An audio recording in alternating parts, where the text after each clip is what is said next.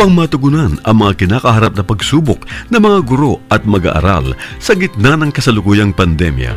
Nagsanib tulong sina Congressman Charlie Cojuangco ng unang distrito ng Tarlac, DEPED Region 3 Regional Director Dr. May B. Eclar at Tarlac Schools Division Superintendent Dr. Ronaldo Pozon para sa isang napapanahong proyekto na tinaguriang Project Shine, Aral TarlakHenyo. Ang mga mag-aaral ng Grade 4 at Grade 5, ganon din ang Grades 8 and 9 sa buong probinsya ng Tarlac, kasalukuyang sumasailalim sa radio-based instruction. Katuwang ang himpilang DZTZ 828 kHz AM at RTV Tarlac, Channel 26. Ang Tarlac po nangunguna po ngayon pagdating po sa radio-based instruction. Marami pong humahanga sa atin. I'm very happy this station, itong DCTC, could reach the whole of Region 3. Hindi natin alam, we are contributing. We are creating a very big dent in the history of Philippine education. And I am proud. I am here in Tarlac. This is the noble cause of education in which you and I, without you knowing it, we are bound to do.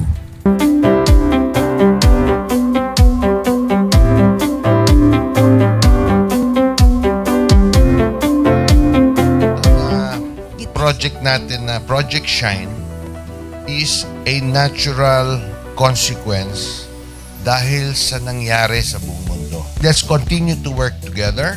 I think it's very Filipino to practice bayanihan in anything or most of the things that we do. And this is a manifestation of that. No? We have private sector, we have DEPED, we have local government, all working together. And I hope the parents of some of these children, especially the parents that did not graduate from school or hindi nakapag-aral nung sila ay bata, sana naman gamitin na nila itong opportunity na mag-schooling na rin sila kasama ng mga anak nila para mag-bonding pati ang mga magulang sa mga bata. I look at this as doing God's work. Diba? So if you do God's work, it feels right. It's righteous. It's for good, not for evil. Good morning and happy learning, grade 4. Welcome to Aral TarlakHenyo here on RTV Tarlac, Channel 26. Simulcast over DZTZ 828.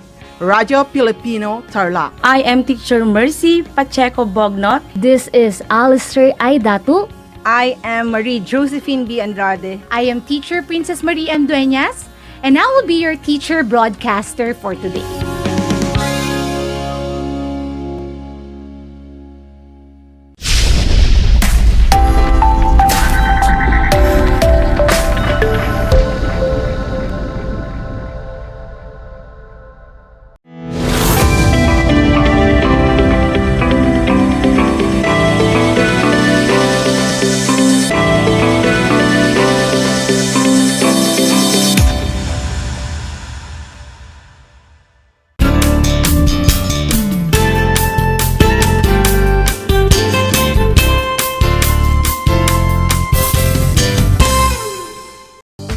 Hello, grade 8 learners. Welcome to another journey of learning. This is Aral TarlakHenyo here on RTV Tarlac, Channel 26, simulcast over DZTC 828 Radyo Pilipino Tarlac. We are also broadcasting live at Converge Cable, Channel 100. I'm America Q de la Cruz, broadcasting live here in Victoria, Tarlac, and it is my pleasure to be with you in this exciting learning journey in English 8. Be prepared to an exciting way of learning, even at the comfort of your homes. Make sure you are seated comfortably, geared with your paper, your pen, learning activity sheets, and of course, with your ready mind. At this point, get your printed learning activity sheet in English 8. Today, we will discuss about speech delivery techniques. At the end of this lesson, you are expected to recognize the different speech delivery techniques, Deliver a self-composed speech using all the needed speech conventions, and show appreciation of how these techniques will help improve your speaking skills. In this episode, we will go through 4 activities. Activity 1, let us recall. Activity 2, let us take note. Activity 3, let us apply. And for your post-viewing and listening task, we have activity 4A and 4B, let us strengthen. Before I proceed with today's lesson, let us recall the 3 main components of a speech, for we will be needing them in this topic. Let us have activity 1 entitled Let Us Recall on your learning activity sheets. Test your knowledge on the 3 main components of a speech by determining whether the following sentences are true or false. Carefully read each statement and draw a smiley on the blank provided on your learning activity sheets if the statement is true. Otherwise, draw a sad face. Are you ready? For statement number 1, the introduction of the speech establishes the first crucial contact between the speaker and the audience. You have 5 seconds to answer.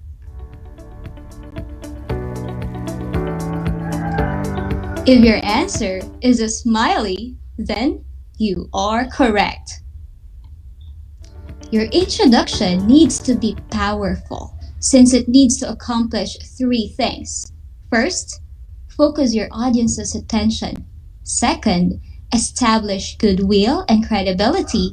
And third, give a preview. Let us proceed to statement number 2. In the body, use complex ideas for the audience to recognize and follow the key points easier. Again, you have 5 seconds to answer.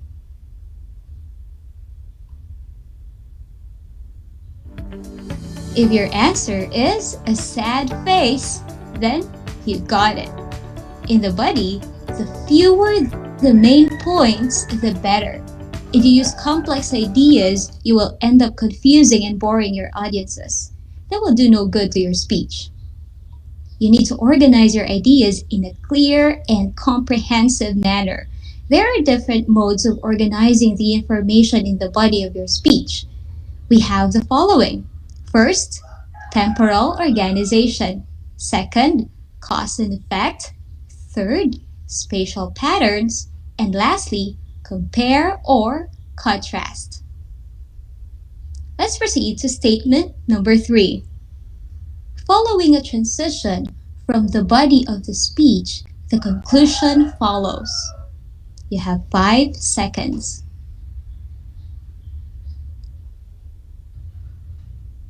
Great! If you drew a smiley, then you are right. Your speech is composed of the introduction, the body, and the conclusion. Your conclusion serves 2 purposes. First is to summarize the main idea. Second is that it gives the speech a sense of closure and completion. Congratulations! You are now ready for the next part of this lesson. Do not forget to apply these concepts while we go through our discussion. We shall now proceed to the lesson proper. Let us accomplish each item to unlock new learnings. We will focus on speech delivery techniques. To find out these conventions, let us go through the tasks that follow. Be ready to dive into Philippine and world literature and history as well as we go through this lesson. Go to Activity 2, entitled Let Us Take Note on your learning activity sheets. I know some of you are already familiar with this mobile game, 4 picks, 1 word. Read the directions with me. Solve the following 4 picks 1 word puzzles by finding what is common among the pictures. Identify the keyword referring to the picture clues. Each keyword points to a speech delivery technique. Are you ready? For puzzle number 1, examine the pictures on screen. For those who are tuning in to our radio station, make sure you have your learning activity sheets with you. I will give you 5 seconds to answer.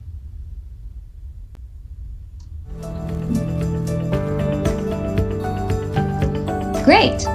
Our first keyword is language. That will be our note number 1. Use language to achieve impact. Planned use of language has a major impact on how your speech is received by your audience. Saying the right words at the right time and in the right way can achieve a specific impact. Take a look at this example. We have here a portion of John F. Kennedy's speech on the decision to go to the moon, and it was delivered in 1961. Let me read it for you. We choose to go to the moon. We choose to go to the moon in this decade and do the other things, not because they are easy, but because they are hard. Because that goal will serve to organize and measure the best of our energies and skills. Because that challenge is one that we are willing to accept, one we are unwilling to postpone, and one which we intend to win, and the others too. In the line, we choose to go to the moon, he proved how we can use language to give emphasis on what we mean. He used a simple sentence structure: subject plus verb plus complement. The word we is the subject, choose is the verb, and the phrase to go to the moon is the complement. See, that's language. By combining all those components, he was able to give emphasis on whom he was talking about and what he was talking about. Let's proceed to puzzle number 2. Look at the pictures on screen or on your learning activity sheets. You have 5 seconds to answer.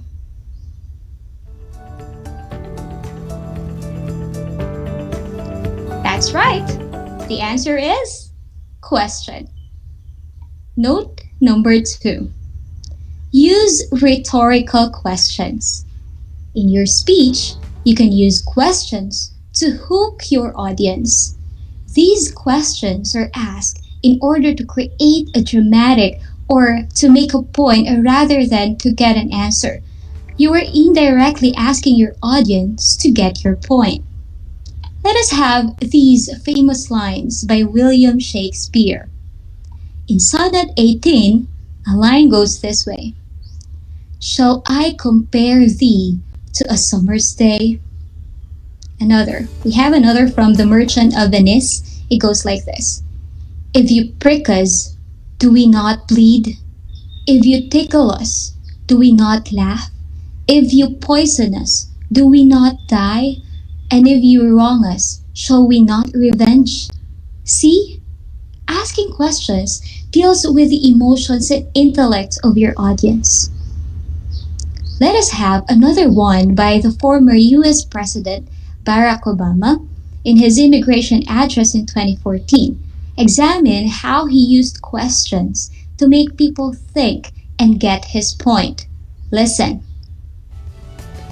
Are we a nation that tolerates the hypocrisy of a system where workers who pick our fruit and make our beds never have a chance to get right with the law? Are we a nation that accepts the cruelty of ripping children from their parents' arms? Or are we a nation that values families and works to keep them together? By asking those questions, he indirectly made the people take actions. Imagine how people reacted to that. Aside from asking questions, we have other speech delivery techniques.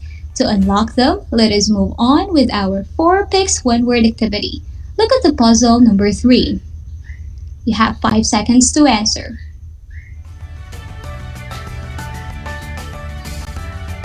Wonderful. The keyword is pause. Remember, note number 3. Pause at the right moment. This technique adds impact to your sentence just before or after the pause. Let me give you an example. Listen carefully. This is taken from the speech, Youth of My Beloved Land by Jose P. Laurel, former President of the Republic of the Philippines. It was delivered over station PIAM Manila on February 29, 1944, and it was addressed to the Filipino youth. It goes like this.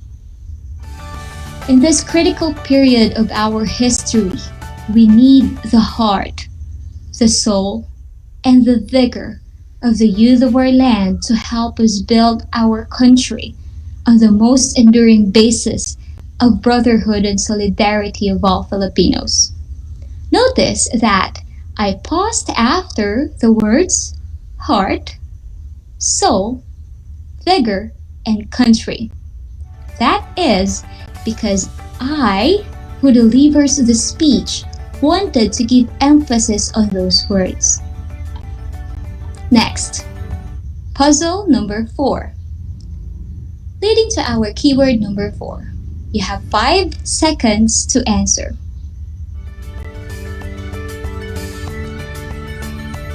That's right. The word is repeat. Note number 4. Repeat the key point. When you repeat similar ideas or themes in your speech, you are using repetition as a stylistic choice. Take Martin Luther King Jr.'s speech, for example. In his speech, I Have a Dream, delivered on August 28, 1963 at the Lincoln Memorial, Washington, served a great impact to the message of his speech. Let us have few lines from his speech. Listen carefully. I have a dream that my 4 little children will one day live in a nation where they will not be judged by the color of their skin, but by the content of their character. I have a dream today. From what I read, what line was repeated? Right. I have a dream. Do you think repeating that line gave emphasis on his message? Indeed. In his entire speech, he repeated the line, I have a dream, 8 times. In effect, he clearly imparted his message to the people that he has a dream he intends to achieve, and they, the people, should have dreams as well. Let us have another puzzle. Number 5. You have 5 seconds to answer. You got it right. The last keyword is contrast. Note number 5. Present a dramatic contrast. This technique surprises your audience and draws them into your speech. Examine these lines by President Rodrigo Duterte on his talk about COVID-19 delivered last May 5, 2021. Listen. So, we are sorry. You are right. We are wrong.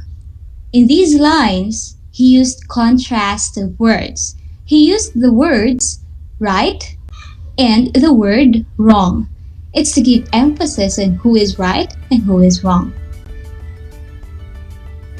Before we end this discussion, remember these. The following matters when you deliver your speech. 1. How you say it. Your words matter. Language serves a great impact, and words are powerful, so be careful on the words you choose to speak. Number 2, your body speaks. Remember, body language enhances your message and adds to your credibility. And lastly, vocal variety. Keep in mind that your voice has a major effect on your audience. Congratulations! Now that we're done with the lesson, it's time to check what you've learned. Let us put your learnings into action by accomplishing the activities that follow. You can do it. Ready? Go to Activity 3, entitled Let Us Apply, on your learning activity sheets. Read the directions with me. Read the following statements carefully. On the blank before each number on your learning activity sheets, put a check mark if the statement is correct.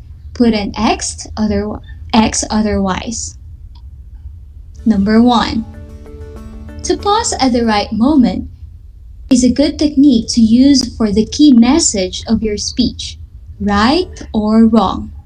I will give you 5 seconds to answer.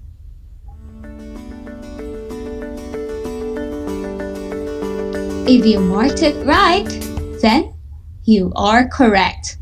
Don't be afraid to wait 3 to 5 seconds before speaking, adding maximum impact to your words. Next item, number 2. Rhetorical questions do not engage the audience and confuses your audience when delivering a speech. You have 5 seconds.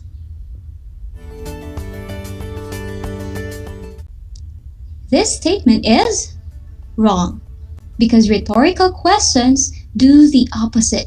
They do engage the audience to your speech. Item number 3. Careful use of language has an impact in delivering a powerful speech. You have 5 seconds.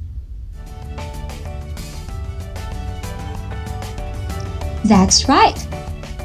As what we mentioned a while ago, planned use of language has a major impact on how your speech is received by the audience.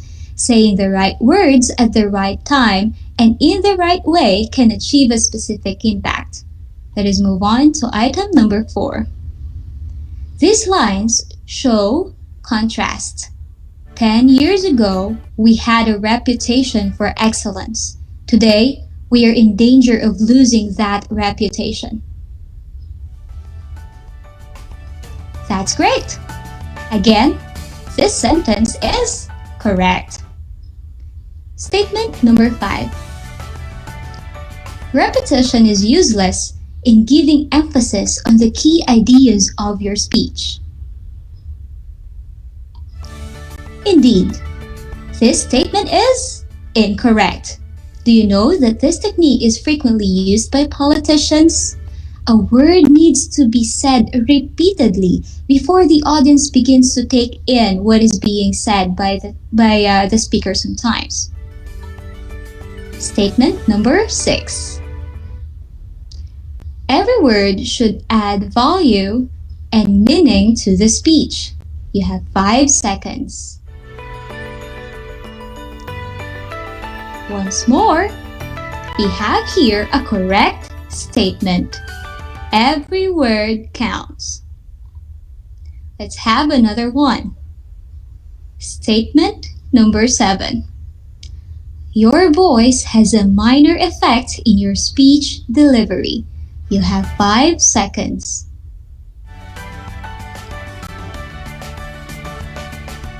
Yes, this statement is incorrect. Your voice gives life to your speech. Next, we have statement number 8. Body language should be smooth, natural, and should convey the same message that your listeners hear.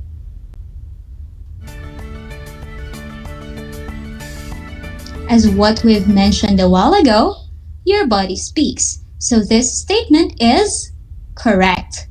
Body language is an important aspect of speaking because it enhances your message and adds credibility to your speech. Statement number 9. Stance, movements, gestures, facial expressions, and eye contact help communicate your message and achieve your speech's purpose. You have 5 seconds to answer.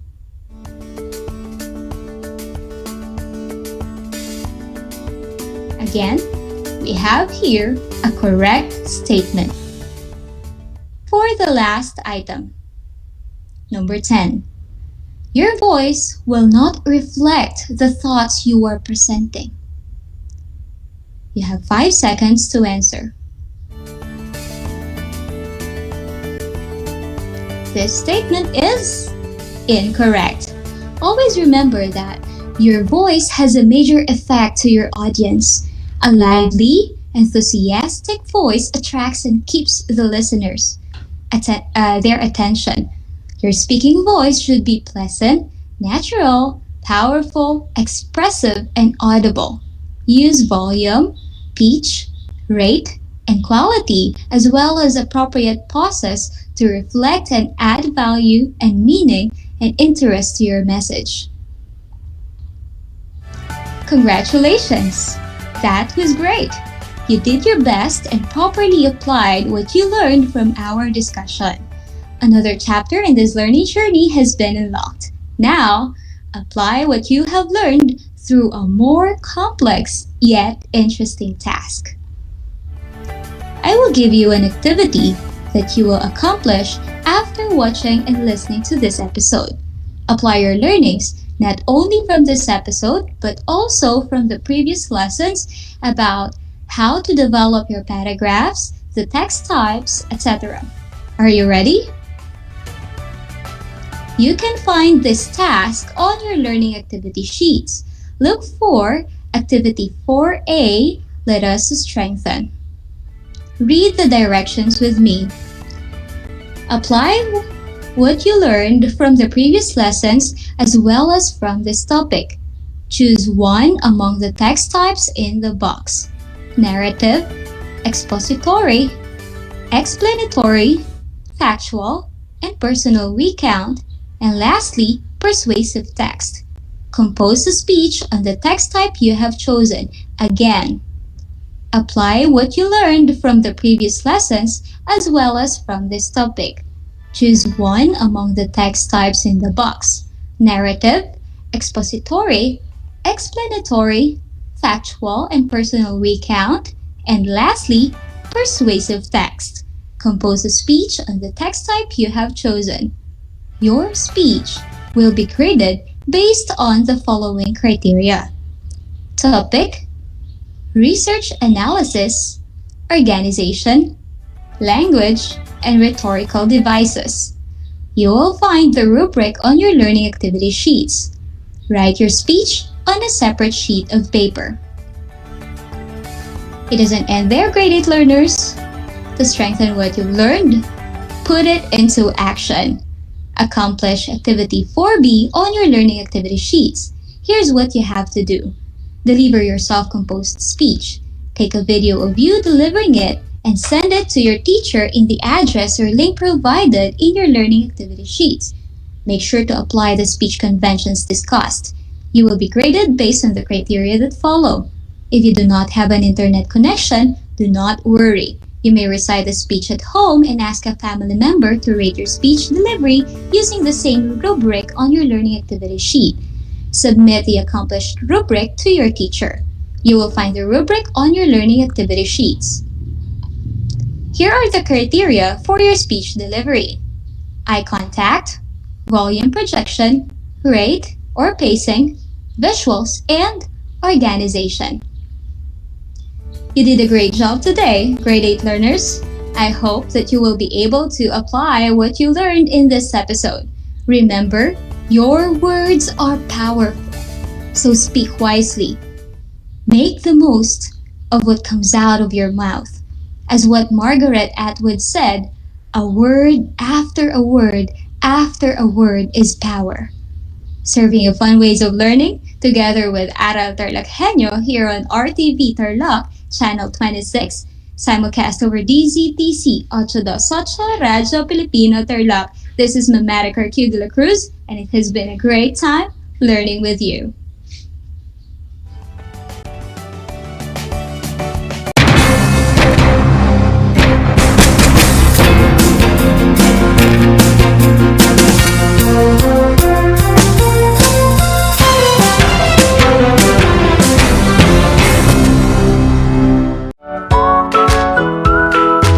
How are you today? Hello, everyone. Hello, learners of Tarlac. Good morning, Math Talino Grade 4 learners! Welcome to Aral TarlakHenyo here on RTV Tarlac Channel 26. Simulcast over DCTC Radio Filipino Tarlac. I'm Sir Glenn, your teacher broadcaster. Broadcasting live here at Paniki, Tarlac. Remotely here in Concepcion, Tarlac. Live here at Barangay Pedro Elquines, Mayantok, Tarlac. Broadcasting live from Ramos National High School. Your anchor teacher today for grade 9 mathematics. Your partner in education this time of pandemic.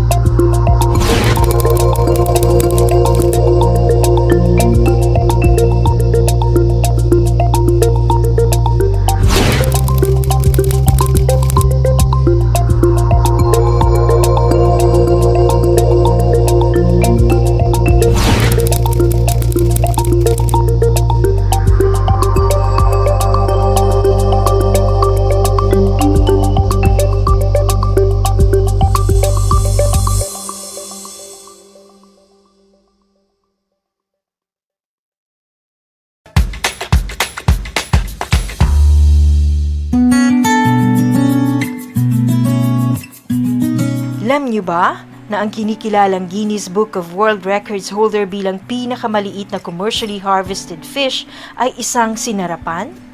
Ito ay matatagpuan lamang sa Pilipinas, sa Lake Buhi sa Bicol River. Isa itong uri ng goby na may transparent na katawan na may sukat na 12.5 mm. Alam mo na, yan ang sinarapan.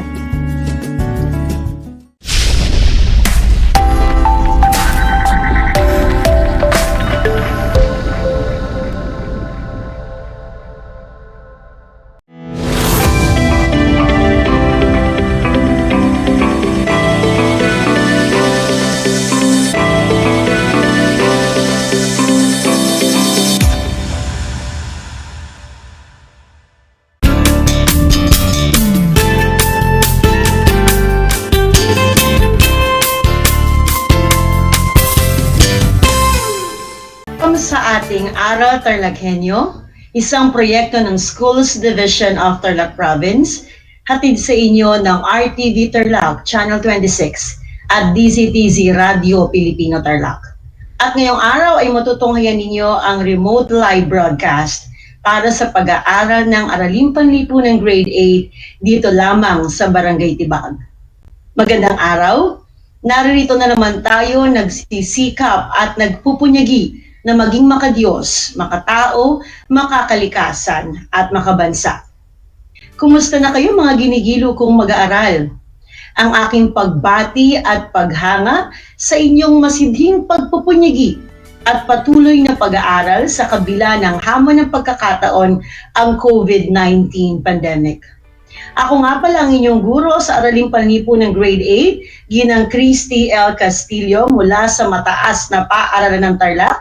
At naririto na naman akong muli upang samahan at gabayan kayong maunawaan ang nilalaman ng paksang aralin sa araw na ito, ang tungkol sa mga pandaigdigang organisasyon, mga pangkat at alyansa.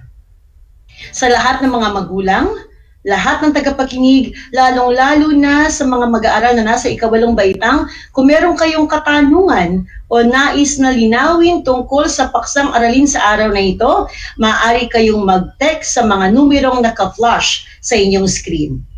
At sa lahat ng ating mga tagapakinig, naririto ang aking numero, 0921 25-225-24. Kaya ano pang hinihintay nyo? At text na. At bago tayo dumako sa panibagong aralin, pinapaalala ko sa lahat ng mga mag-aaral sa ikawalong baitang ang ating kasunduan para sa isang mas maayos at mas magandang pag-aaral ngayong araw. Ano nga ba ang mga dapat gawin?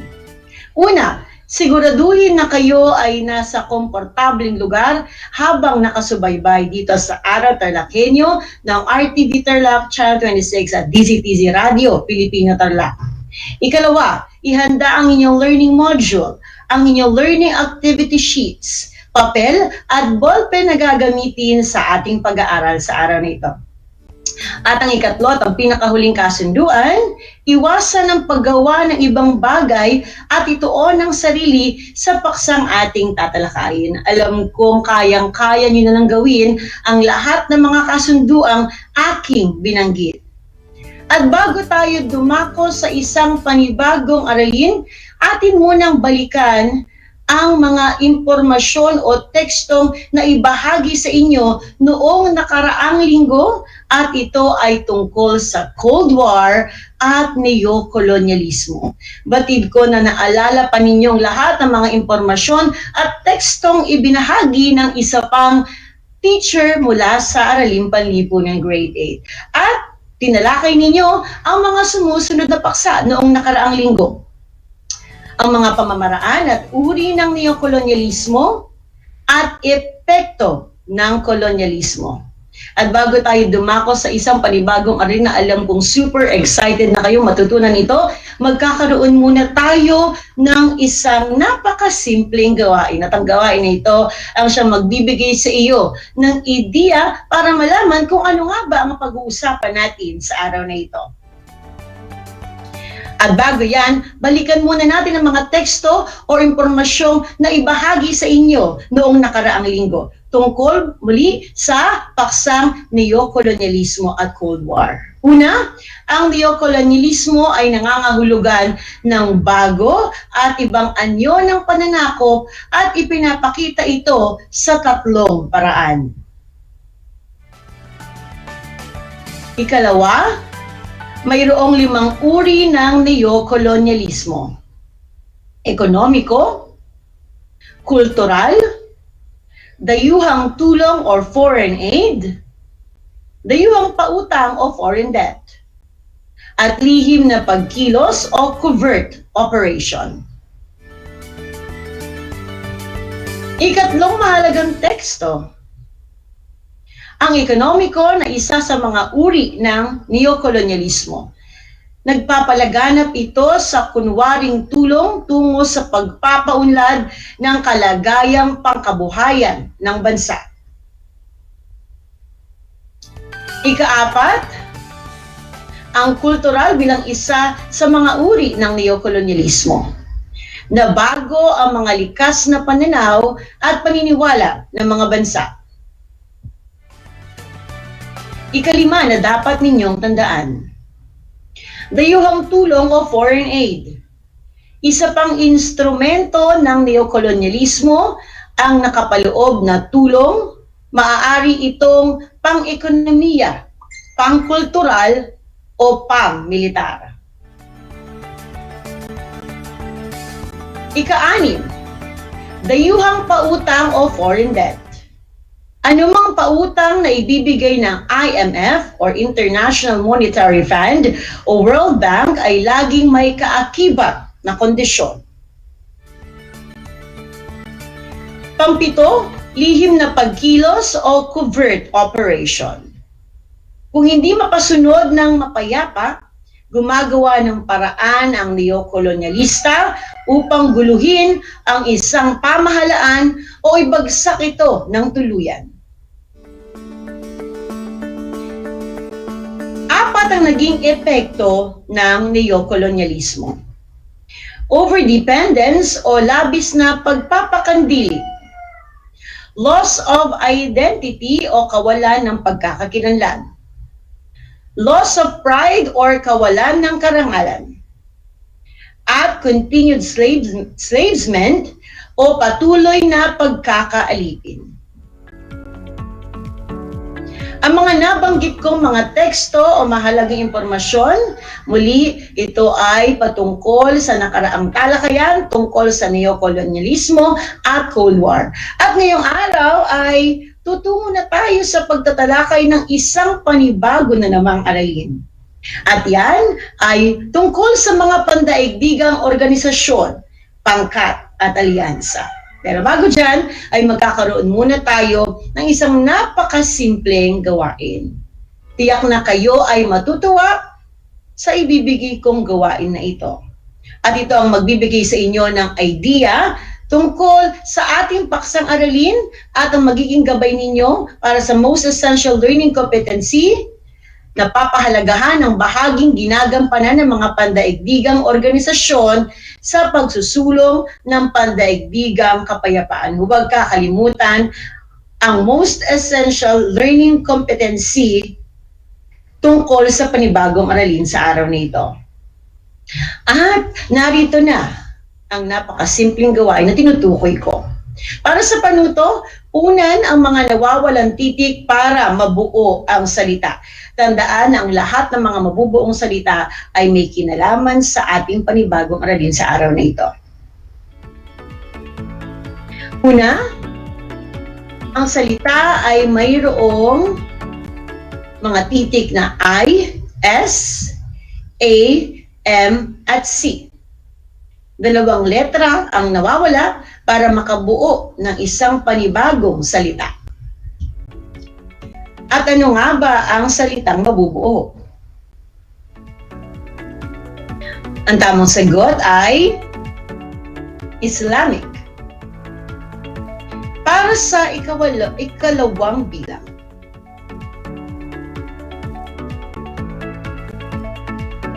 Ang salita ay binubuo ng mga sumusunod na titik. S, U, T, E, S, at meron itong 4 na nawawala pang letra.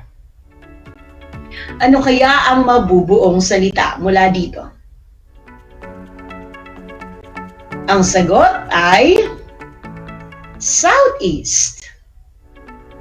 Natatandaan pa ba ninyo ang 2 salitang nabuo? Una ay Islamic, pangalawa ay Southeast. Dumako naman tayo sa pangatlong bilang. Ang salita ay may mga letrang P, C, F, C. At mayroong 3 titik na nawawala. Ano kaya ang mabubuong salita? Ang sagot ay Pacific. Para naman sa susunod na bilang. Ito ay may 4 lamang na titik. At ang ibibigay kong titik ay B at N. Unan ang nawawalang titik. At kayo ay makakabuo ng salitang bank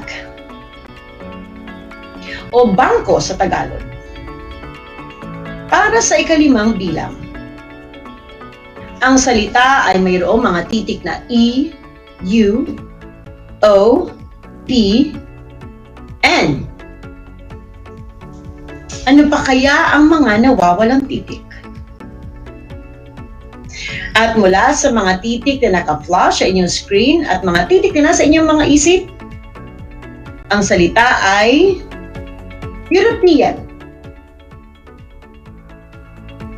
Para sa ika-6 na bilang, may mga titik na T, R, at E. At mayroon pang nawawalang dalawang titik. Ang mabubuong salita ay trade.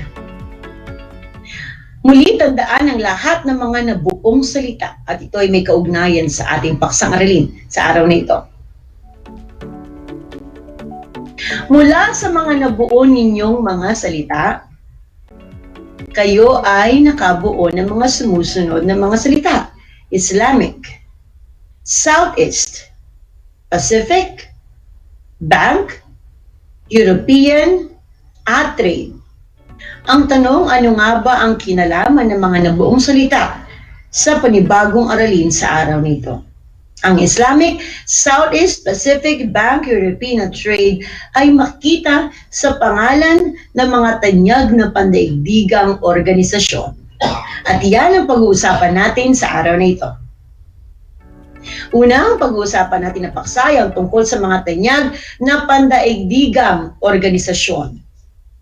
Bakit nga ba nabuo ang tinatawag nating pandaigdigang organisasyon? At ano nga ba ang kahalagahan ng mga babanggitin kong mga tanyag na pandaigdigang organisasyon? Nang matapos ang ikalawang digmaang pandaigdig, dumanas ng kahirapan ang mga bansa na nasalanta ng digmaan. Nagsumikap silang bumangon sa tulong ng sama-samang pagharap at pagtugon sa mga suliranin. Karamihan sa mga pandaigdigang alyansa ay nabuo matapos ang ikalawang digmaang pandaigdig na pinangunahan ng United Nations. At alam naman ninyo na ang United Nations ay may nais na makamit tungkol sa pandaigdigang kapayapaan. Hindi kaila na walang sino man o alinmang bansa na maunlad o uunlad kung nag-iisa lamang. Kinakailangan niyang makipag-ugnayan sa ibang bansa upang makamit niya ang wala o kakulangan niya. Gabay ng ganitong pangangailangan ng isang uri ng pagtutulungan ang naitatag upang matugunan ang pangangailangan ng bawat bansa. Iba't ibang samahang pangrehiyon ang sumibol at patuloy pa rin sa pagtutulungan sa kasalukuyang panahon. Sa mabilis na takbo ng pamumuhay, iba't ibang suliranin at issue ang kinahaharap ng mga bansa. Dito kailangan pumasok ang pakikipag-ugnayan ng mga bansa at ang pagtutulungan upang maiwasan ang mga panganib at mga suliranin at magkaroon ng pagkakataon na umunlad. Bukod sa United Nations, marami pang organisasyong pandaigdig na nabuo na may layuning pagbigkisin ang mga bansa upang matamo ang pandaigdigang kapayapaan at kaunlaran. Ngayon ay atin nang isa-isahin ang mga tanyag na pandaigdigang organisasyon. Ano nga ba ang mga tanyag na pandaigdigang organisasyon at gaano kahalaga ang mga organisasyong ito?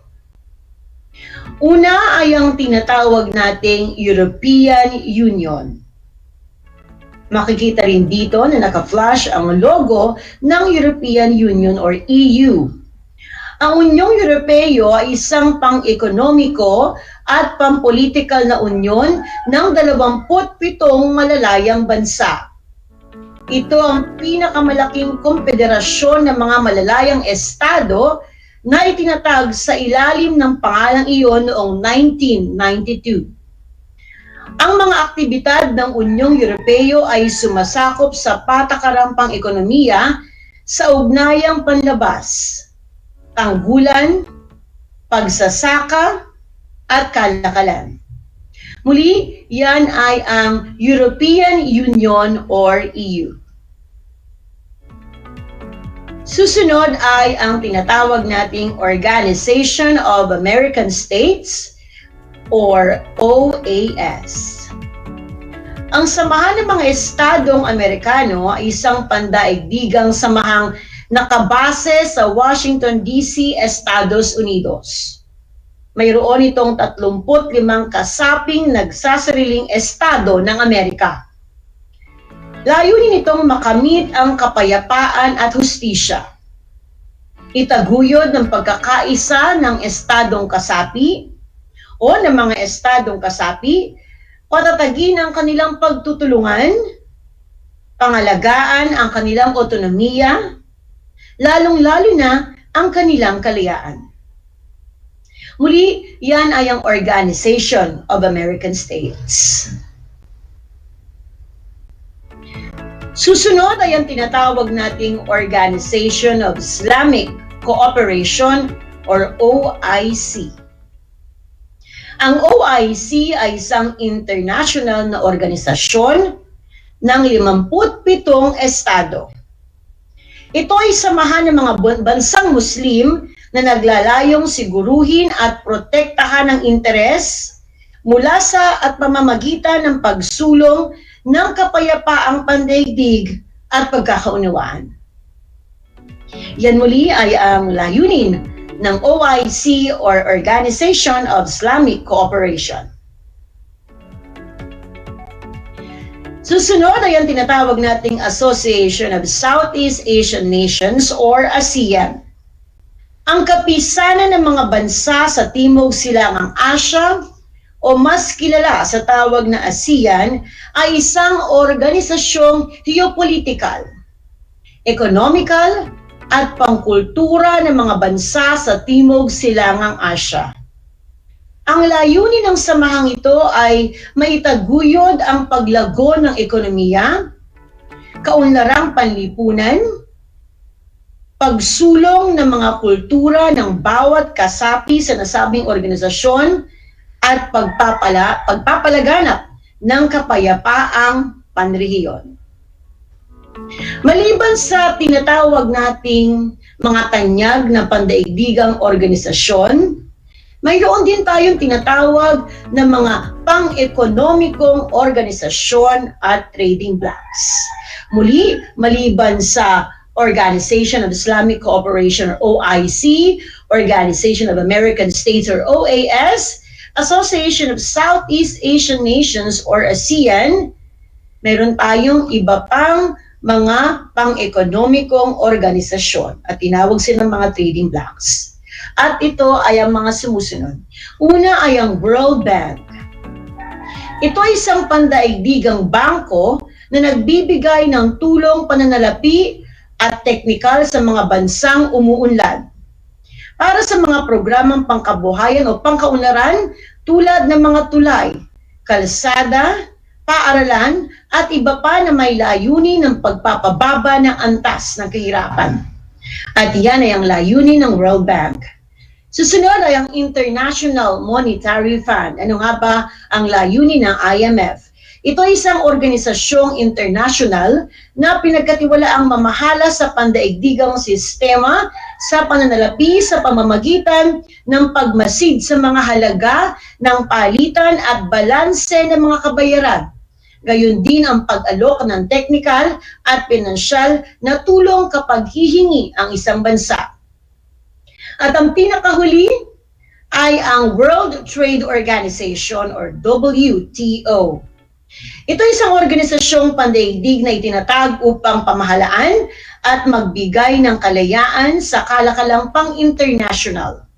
Ang WTO ay nabuo noong ika-1 ng Enero taong 1995, kahalili ng pangkahalatang kasunduan sa mga taripa at kalakalan or ang GATT. Muli, ang tatlong mga trading blocks ay ang World Trade Organization, ang World Bank, at ang International Monetary Fund. Sa aking mga ipiniliwanag na teksto, natutunan ninyo ang mga sumusunod na paksa, ang mga tanyag na pandaigdigang organisasyon at mga pang-ekonomikong organisasyon at tinatawag na trading blocks. At ngayon, balikan natin ang mga tekstong aking ibinahagi sa araw na ito. Heto na mga dapat tandaan tungkol sa mga paksang aralin na tinalakay natin sa araw na ito. Una, Ang mga aktibidad ng European Union ay sumasakop sa patakarang publiko, patakarang ekonomiya sa ugnayang panlabas, tanggulan, pagsasaka at kalakalan. Pangalawa na kailangan niyong tandaan, layunin ng Organization of American States or OAS ang makamit ang kapayapaan at hustisya, itaguyod ang pagkakaisa ng mga estadong kasapi, patatagin ang kanilang pagtutulungan, pangalagaan ang kanilang autonomiya, ang kanilang teritoryo at lalong-lalo na ang kanilang kalayaan. Ikatlong puntos, ang Organisasyon of Islamic Cooperation or OIC ay samahan ng mga bansang Muslim na naglalayong siguruhin at protektahan ang interes mula sa pamamagitan ng pagsusulong ng kapayapaang pandaigdig at pagkakaunawaan. Ika-apat, layunin ng Association of Southeast Asian Nations or ASEAN ang maitaguyod ang paglago ng ekonomiya, kaunlarang panlipunan, pagsulong ng mga kultura ng bawat kasapi at pagpapalaganap ng kapayapaang panrehiyon. Ikalima na dapat ninyong tandaan, maliban sa mga tanyag na pandaigdigang organisasyon, mayroong tinatawag na mga pang-ekonomikong organisasyon at trading blocs. Ito ay binubuo ng World Bank, International Monetary Fund, at World Trade Organization. Ikapito, may mahalagang papel na ginampanan ng mga pandaigdigang organisasyon hakbang tungo sa kapayapaan at kaunlaran ng mga bansang kasapi nito. At tandaan na ito ang nagiging layunin ng mga tinatawag nating pandaigdigang organisasyon, mga pangkat at alyansa. Alam kong natatandaan pa ninyong lahat ang mga naibahagi kong teksto at impormasyon tungkol sa pagtatalakay ko sa unang bahagi ng paksang araling mga pandaigdigang organisasyon, mga pangkat at alyansa. At alam ko na handang-handa na kayong sumagot sa isang gawain para masubok ang inyong katalinuhan. Ihanda ang inyong kwaderno at ballpen para sa inyong gawain. Isulat ang inyong pangalan, antas at pangkat at petsa ngayong araw. At para sa panuto ng inyong napakasimpleng gawain para sa araw na ito, basahing mabuti ang bawat pahayag. Isulat kung anong pandaigdigang organisasyon ang tinutukoy sa bawat bilang. Handa na ba kayo? Alam kong handang-handa na kayo, kaya atin lang sisimulan. Ito ay isang pang-ekonomiko at pang-politikal na unyon ng 27 malalayang bansa. At kayo ay bibigyan ko ng 3 segundo para sagutin ang bawat bilang.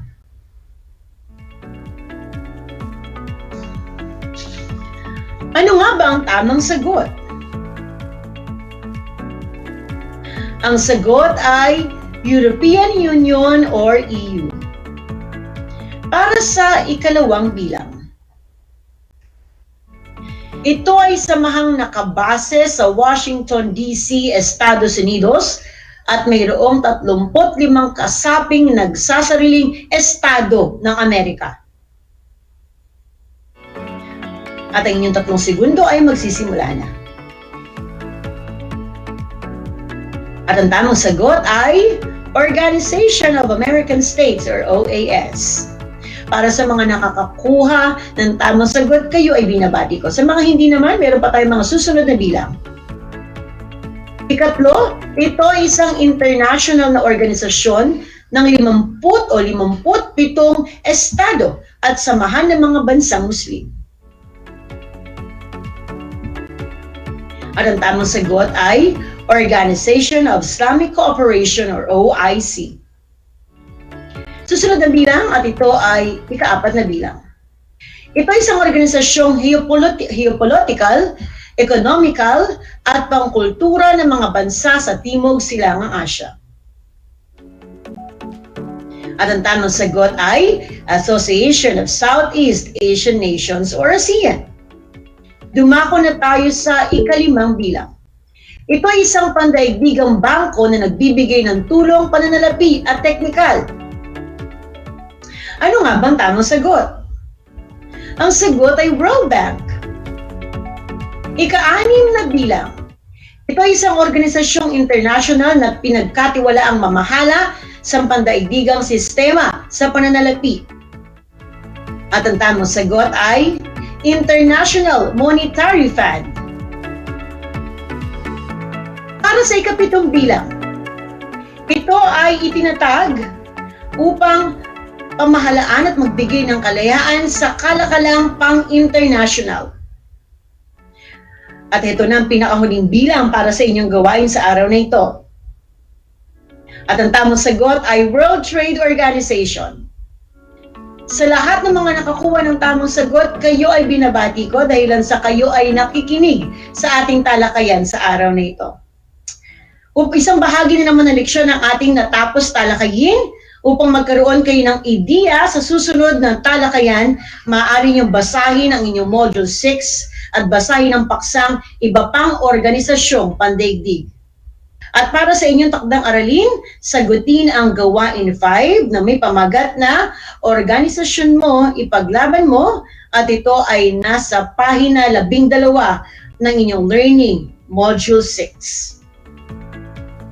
Maaari nyo itong ipasa sa inyong Google Classroom account o sa Messenger account ng inyong guro sa Araling Panlipunan Grade 8. At bago tayo magtapos sa ating talakayan sa araw na ito, kayo ay iiwanan ko ng isang kataga mula kay Evani Enoch Onohoa na nagsasabing working together as a team helps build a cohesive organization.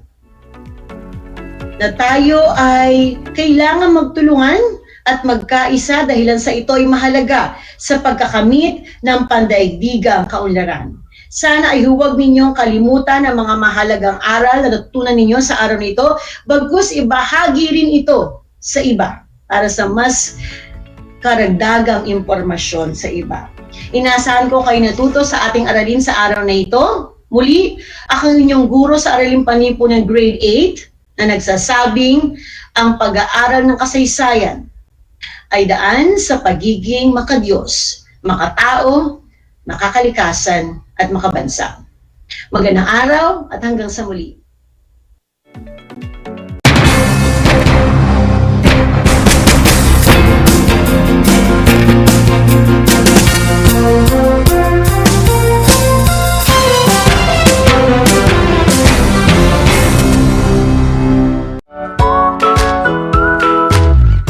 aking pagbati at paghanga sa inyong patuloy na pag-aaral. Welcome sa ating Aral TarlakHenyo sa RTV Tarlac, Channel 26 at sa DZTC Radyo Pilipino Tarlac. Narito na ang paaralang walang sawang naglilingkod mula dito sa Villa Antipay, mula dito sa bayan ng San Manuel, mula sa bayan ng San Clemente, mula sa Santa Ignacio, mula sa bayan ng Victoria, mula sa lungsod ng Tarlac. Teacher Jury Andres Madriaga, ang inyong teacher broadcaster para sa ika-4 na baitang ng PE.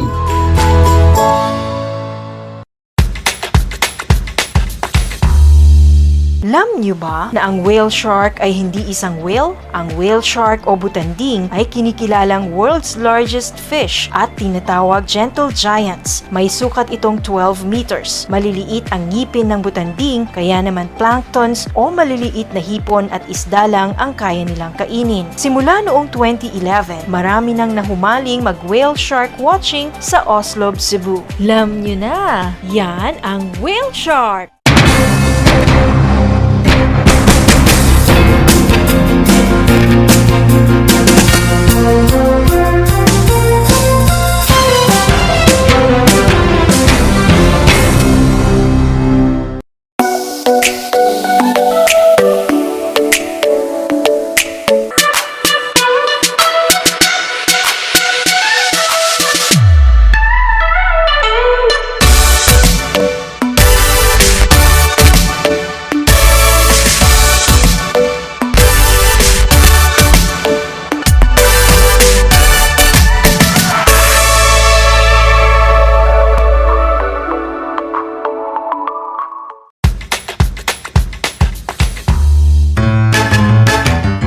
niyo ba na ang salitang yoyo at ang makabagong bersyon nito ay naimbento ng isang Pilipinong nagngangalang Pedro Flores? Taong 1920s nang dinala ni Flores ang laruang ito sa Estados Unidos. Sinimulan niya ang paggawa nito sa kanyang maliit na pabrika sa California at ipinakita sa mga tao ang iba't ibang tricks ng paggamit nito. Alam mo na, yan ang yoyo!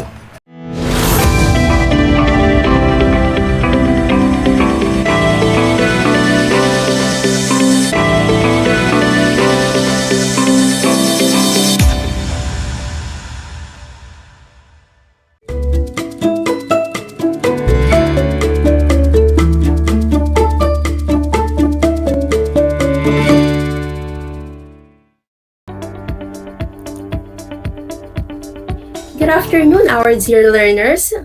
Welcome to Aral TarlakHenyo, here on RTV Tarlac, Channel 26, simulcast over DCTC 828 Radio Filipino Tarlac, and now Channel 100 of Converge Cable TV.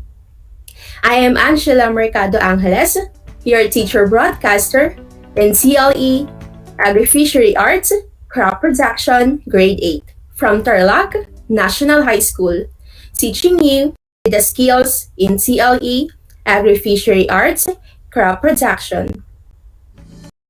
Once again, a pleasant afternoon to all of us, especially to our student listeners. How are you? I hope that you are all in good health and with positive outlook in life, despite the pandemic that we are facing today.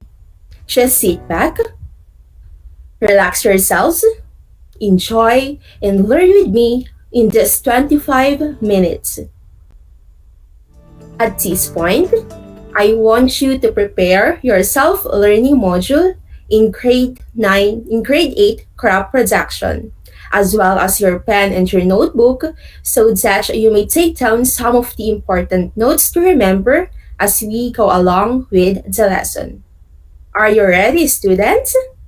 Very good. Be sure that you are in a comfortable place, free from noise, so that you will clearly hear and understand our topic for today. First, let us have a review of our previous lesson. Do you still remember our topic last meeting? Excellent. Last time, we have discussed about the different tools used in crop production. And for refreshment, I have prepared a quiz from the previous topic. Are you ready to answer, our dear students? Great! Let us answer the quiz about the topic last meeting, which is the different tools and equipment used in crop production. For item number 1, which of the following tools is used for digging, lifting, and moving bulk materials such as soil, coal, gravel, snow, sand, or ore? Is it A, shovel, B, hand fork, C, trowel, or D, rake? What do you think is the correct answer? Very good. The correct answer is letter A, shovel.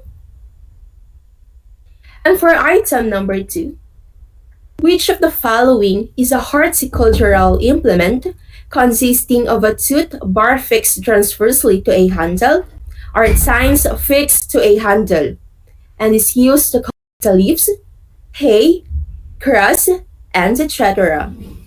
Is it A, hoe, B, pick mattock, C, rake, or D, trowel? What do you think is the correct answer? Great! The correct answer is letter C, rake. And for item number 3, which of the following is a small hand tool used for digging, applying, smoothing, or moving a small amount of particulate material? Is it A. Grab hoe, B. Pick mattock, C. Trowel, or D. Hand fork? What do you think is the correct answer? Very good. The correct answer is letter C. Trowel. And for item number 4, which of the following is a hand tool used for digging and chopping? Is it A. Rake, B. Spade, C. Shovel, or is it letter D. Pick mattock? What do you think is the correct answer? Excellent. The correct answer is letter D. Pick mattock. And for the last item, which of the following versatile hand tool is used to shape the soil, removes weeds, clear the soil, and harvest root crops? Is it A. Hoe, B. Trowel, C. Rake, or D. Hand fork?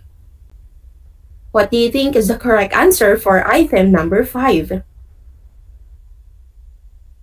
Excellent. The correct answer is letter A. Hoe. I am so glad that you still remember our previous topic last meeting. And I know that this will also be an exciting lesson to discuss with you, our dear learners. Are you ready for our next lesson? Great!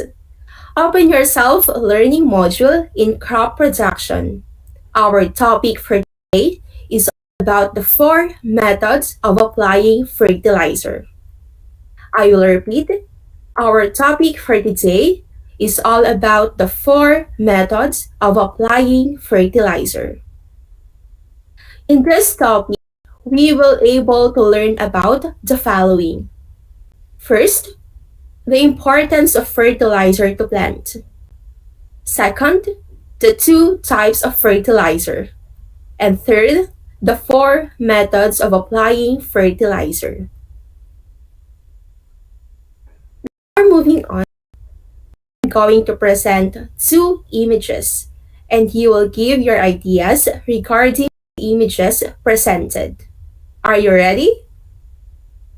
Okay. So based on the given images, what can you say about the image 1? How about the image 2? Very good. There's a large difference between the 2 images. If you notice, image 1 is healthy and glowing. It is filled with nutrients, while image 2 is wilted. The leaves of the crop is dry and lack of enough nutrients. Which do you think is better? Is it the image 1 with healthy and glowing leaves, or the image number 2, which is dry, wilted, and lack of enough nutrients? Very good. Image 1 is the best rather than the image 2. If we are going to plant crops or any plants we want, we always want the healthy, lively, and fruitful plant. But how are we going to provide the plant the nutrients it needs in order to grow? Excellent! By applying fertilizer. And that would be our topic for today. We are going to discuss about fertilizer and the 4 methods of applying fertilizer.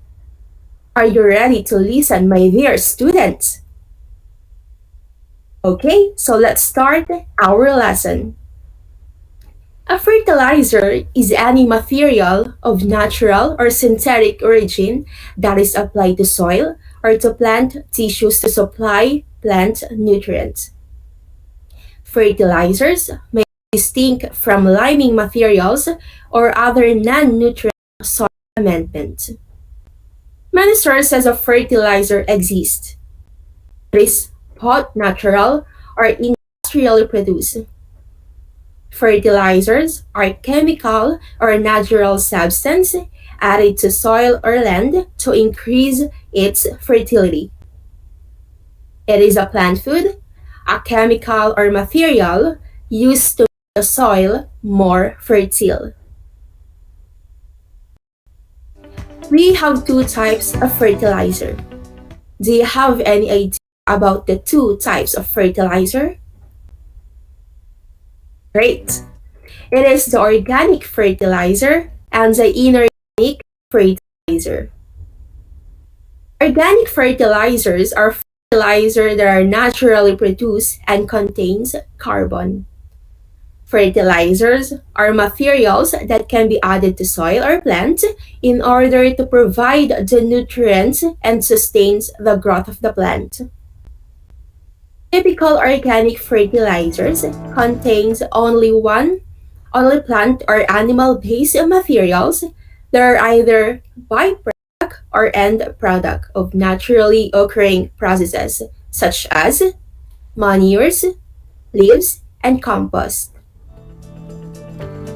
While inorganic fertilizer is also referred to as a synthetic fertilizer, manufactured artificially and contains minerals or synthetic chemicals. An example includes ammonia, urea ammonium nitrate solution, triple superphosphate, and the last one is what we call the muriate potash. We have three primary nutrients in commercial fertilizers, and these are the NPK. Do you know what is NPK? Very good. N stands for nitrogen. P stands for phosphorus. And K stands for potassium. Let us start discussing the first macronutrient, which is the nitrogen. Nitrogen is considered as the most important nutrient needed by plants. Nitrogen, other nutrients, improves the vegetative growth of the plant. It is applied to plants for healthy growth of leaves and flowers. Phosphorus is an important nutrient to encourage root growth and stem development on any plants and improves plants' resilience to diseases. It also hastens the maturity of the plant. The third one is the potassium. It is the third key nutrient of commercial fertilizer. It helps plants' ability to resist disease and plays an important role in increasing crop yield and overall quality. Potassium is also good for better leaves, stems, and flowers. It also produces bigger and healthier fruits. Wide ranges of crops have been developed to help the crops grow in different soil and weather conditions.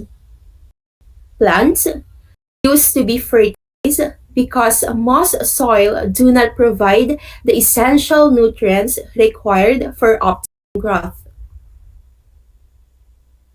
Complete fertilizer is also called 3-14 or 14-14-14 and has an equal percentage of nitrogen, phosphorus, and potassium. Incomplete fertilizer contains only one or two major elements, and these are the 16-20, 21-00, and 36-00.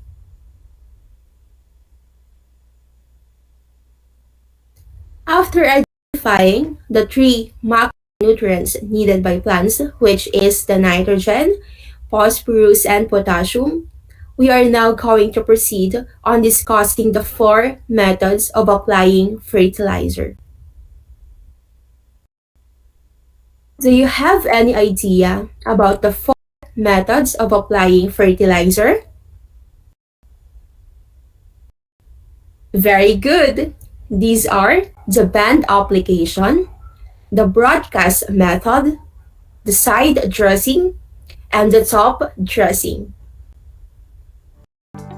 Let us start discussing the band application. Band application is an application where fertilizer is applied by digging furrow around each plant. Applied 2 to 3 spoonfuls of fertilizer depending on the size of the planted covering. The next one is the broadcast method.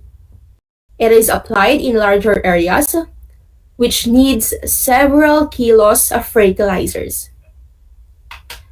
Broadcast method is either applied in manual method wherein fertilizer is broadcasted by a farmer or with use of a tractor with an implement. The third one is the side dressing. Application of fertilizer in liquid form around the plant.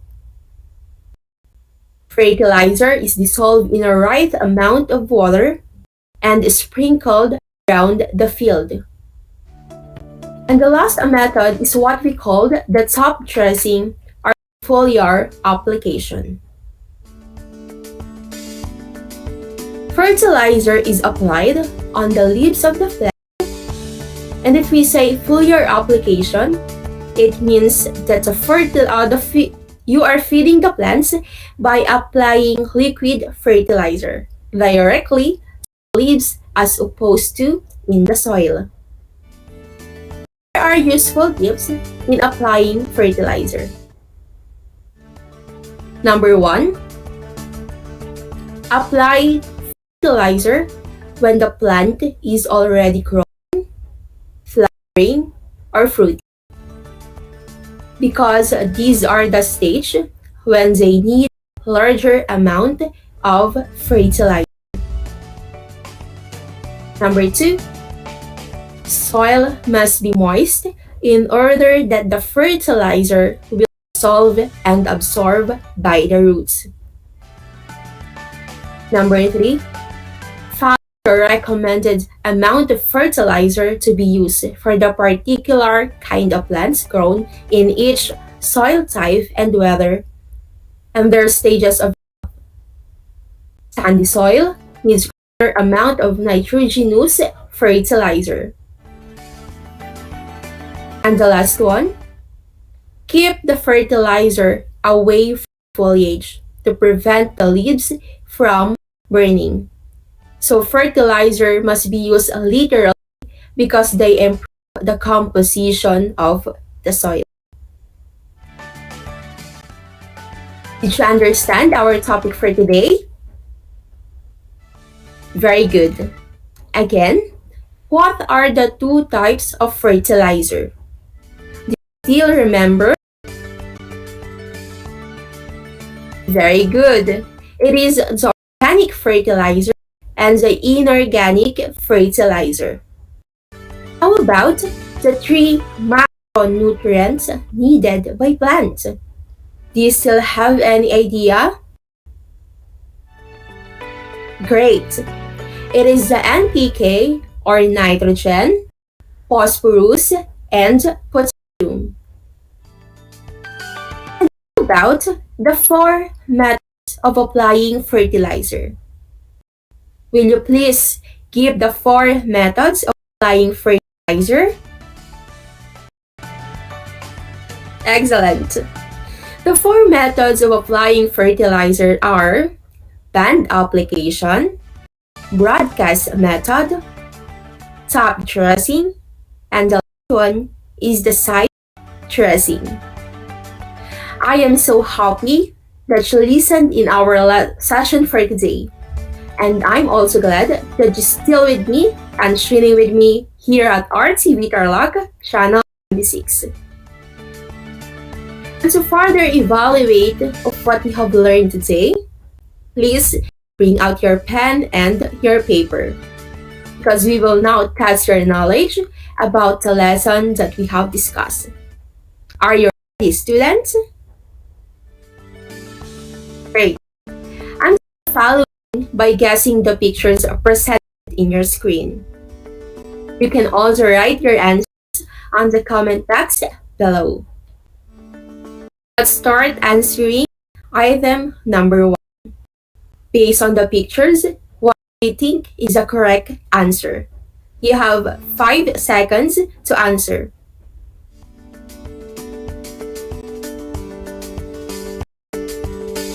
Very good. The answer is band application. And how about item number 2?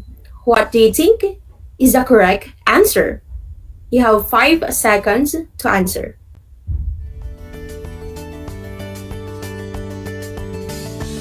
Very good. It is the broadcast method. And for item number 3, can you guess the answer based on the clues?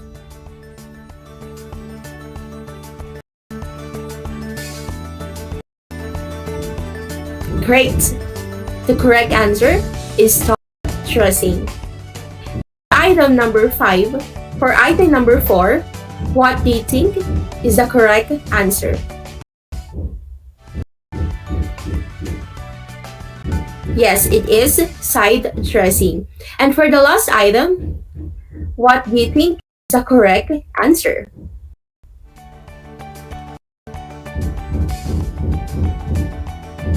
Excellent. The correct answer is fertilizer. For those who got a 5 or a perfect score, congratulations! You did a great job. For those who got 3 and 4, very good. And for those who got a 2 below, it is still okay. Don't lose hope. And please keep trying. Please get your self-learning module and review your answers. And for the refinement activity, perform one method of applying fertilizer in your plant at home. I will repeat. For your refinement activity, perform one method of applying fertilizer in your plant at home. I hope you have learned a lot today and apply these learnings in your daily lives. Alright, so you're still tuning into your favorite school in the air. This is Project Aral TarlakHenyo, brought to you by the Department of Education, Division of Tarlac Province, in cooperation with DZTC 828 Radyo Pilipino Tarlac and Converge Cable TV. If you haven't liked and shared our Facebook page, please like it and share it now. RTV Tarlac, Channel 26. And together, we learn one. And I would like to take this opportunity to express my deepest gratitude to Dr. Nancy C. Dolorosa, our Education Supervisor 1 in TLE EPP, for an support and trust to us. To our school principal 4, Dr. Epifania Dunca, for her dedication to our teachers of Tarlac National High School. And of course, to my Tarlac National High School TLE family, thank you so much for the love, the 100% support, especially to our OIC head teacher, Sir Jose Co, for giving his time and effort to help me throughout. Okay, so that's all for today. I would like to end up by saying this quotation from Robert Louis Stevenson. Don't judge its day by the harvest you reap, but by seeds that you plant.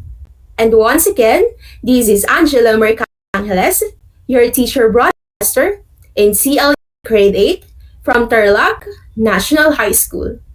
And always remember, during CLE, there is knowledge, skills, and progress. Good afternoon.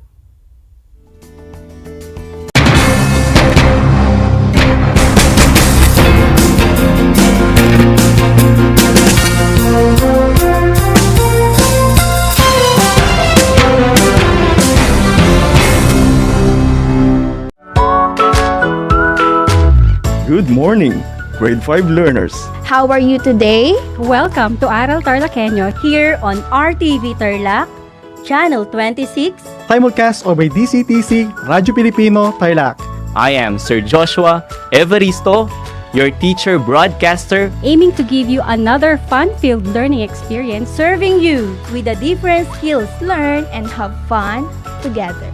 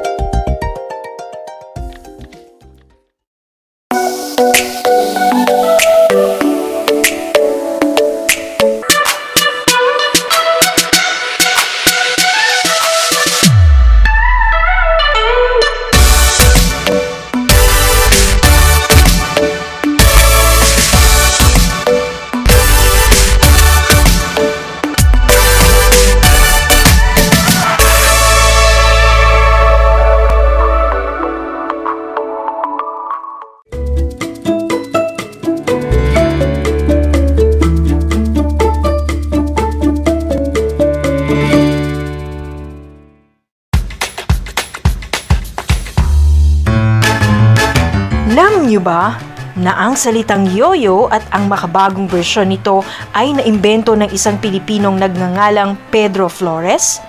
Taong 1920s nang dinala ni Flores ang laruang ito sa Estados Unidos. Sinimulan niya ang paggawa nito sa kanyang maliit na pabrika sa California at ipinakita sa mga tao ang iba't ibang tricks ng paggamit nito. Alam mo na, yan ang yoyo!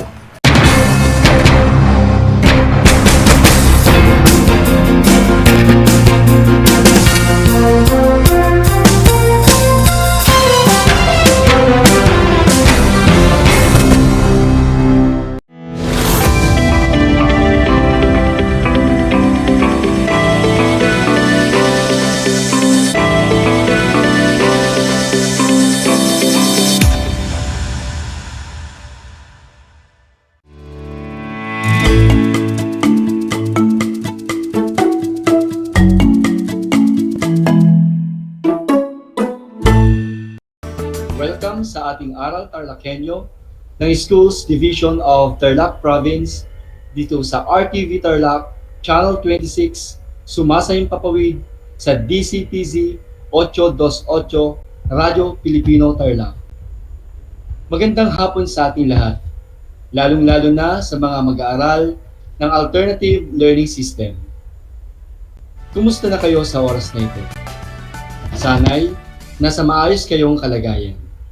Ako ang inyong gurong tagapagturo, Ginoong Francis Domingo Paduyos, mula sa ilang-ilang capital of the Philippines, dito sa bayan ng Anao, probinsya ng Tarlac, para sa Alternative Learning System.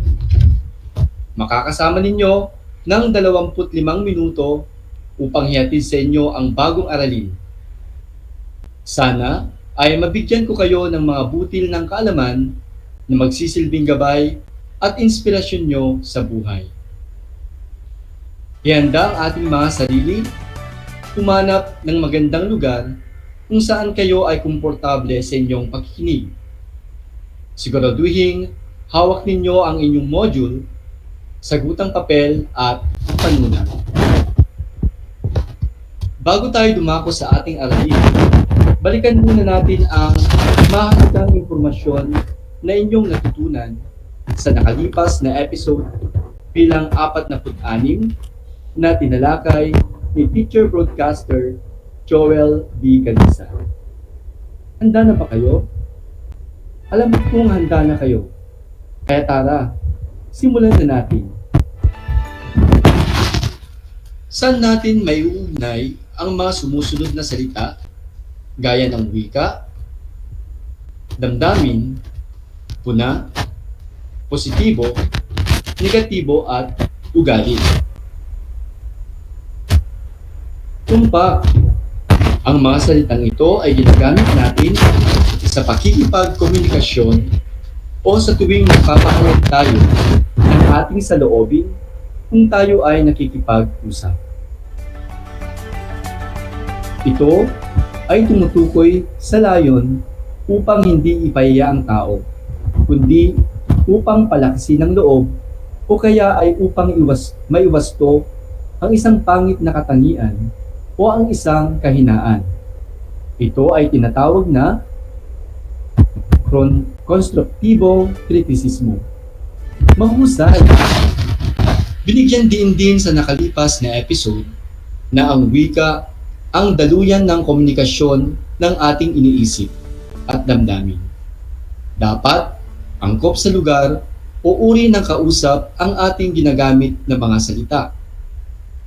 Dagdag pa rito, sa paggamit ng ganitong uri ng wika ay nailalarawan natin ang ating kultura na ang mga Pilipino ay magalang sa kanilang pakikipagkomunikasyon. Bago tayo magpatuloy, may inihanda akong search word puzzle na kung saan hahanapin ninyo ang mga salitang nakasulat sa ibaba na nasa loob ng kahon. Meron lamang kayong 15 segundo para hanapin ang mga nasabing salita. At ang oras ninyo ay magsisimula na ngayon.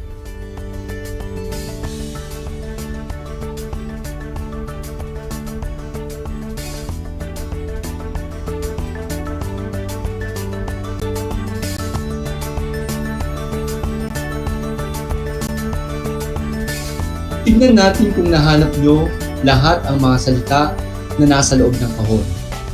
Una, bayabas. Pangalawa, lagundi. Pangatlo, ampalaya. Pang-apat, sambong. At panghuli, bawang. Ako'y natutuwa dahil nahanap ko lahat ang mga salitang nabanggit. Susubukin ko kayong muli. Narito ang pangalawang search word puzzle. Kaya talasan ninyo ang inyong paningin upang mabilis ninyong mahanap ang mga salitang nakasulat sa loob ng kahon.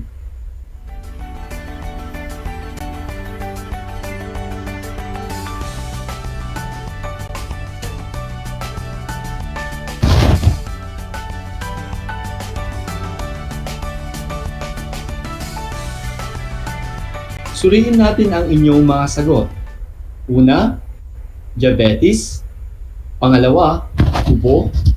Pangatlo, pagtatae. Pang-apat, rayuma. Pang-lima o huling bilang ay hika. Ako'y nagagalak sa napaka-aktibo at masayang pag-aaral ninyo mga learners.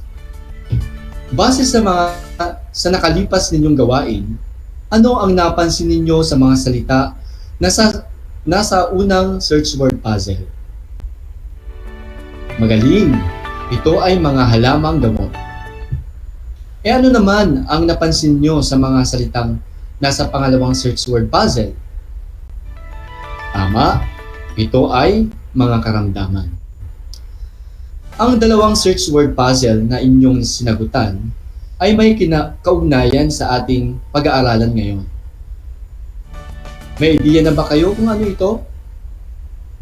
Alam kong handa na kayo. Bago tayo magpatuloy, sabay-sabay nating basahin ang mga katanungan na magsisilbing gabay ninyo sa pagkatuto sa ating aralin. Mga gabay na tanong. Una, maaari nga kayang magpagaling ng mga sakit at karamdaman ang mga halamang gamot? Pangalawa, ang mga ito ba ay mga miracle drugs na maaaring pumalit sa mga mahal na gamot na binibili sa mga butika? Pangatlo, ano ang kahalagahan ng halamang gamot sa modernong buhay Pilipino? Pang-apat, ano-anong mga halaman na maaaring gamitin bilang gamot? Panghuli, ano-anong mga karamdaman na maaaring gamutin ng mga espesipikong halamang gamot? Bago natin pakinggan ang dula, ating tandaan ang mga pamantayan sa pakikinig. Una, makinig sa nagsasalita. Pangalawa, intindihin at unawain ang bawat mahalagang detalye. Ikatlo, isulat sa kwaderno ang mga mahalagang impormasyong maririnig. Layunin ng ating aralin ngayon ay magkaroon ng kaalaman tungkol sa paggamit ng mga halamang gamot na matatagpuan sa ating komunidad. Kailangan natin ang kaalamang ito sa pang-araw-araw nating sitwasyon. Sa ating kwento, isang simple at karaniwang karamdaman ang sakit sa ngipin ang tatangkaing gamutin sa pamamagitan ng halaman. Alamin kung anong mga halaman ang gagamitin at paano ang paggamit. Ang mga tauhan sa ating dula ay ang mag-asawang matanda na sina lolo at lola at ang kanilang apo na si Jenny. At ngayon, ating pakinggan ang dula na may titulong Tapal-Tapal.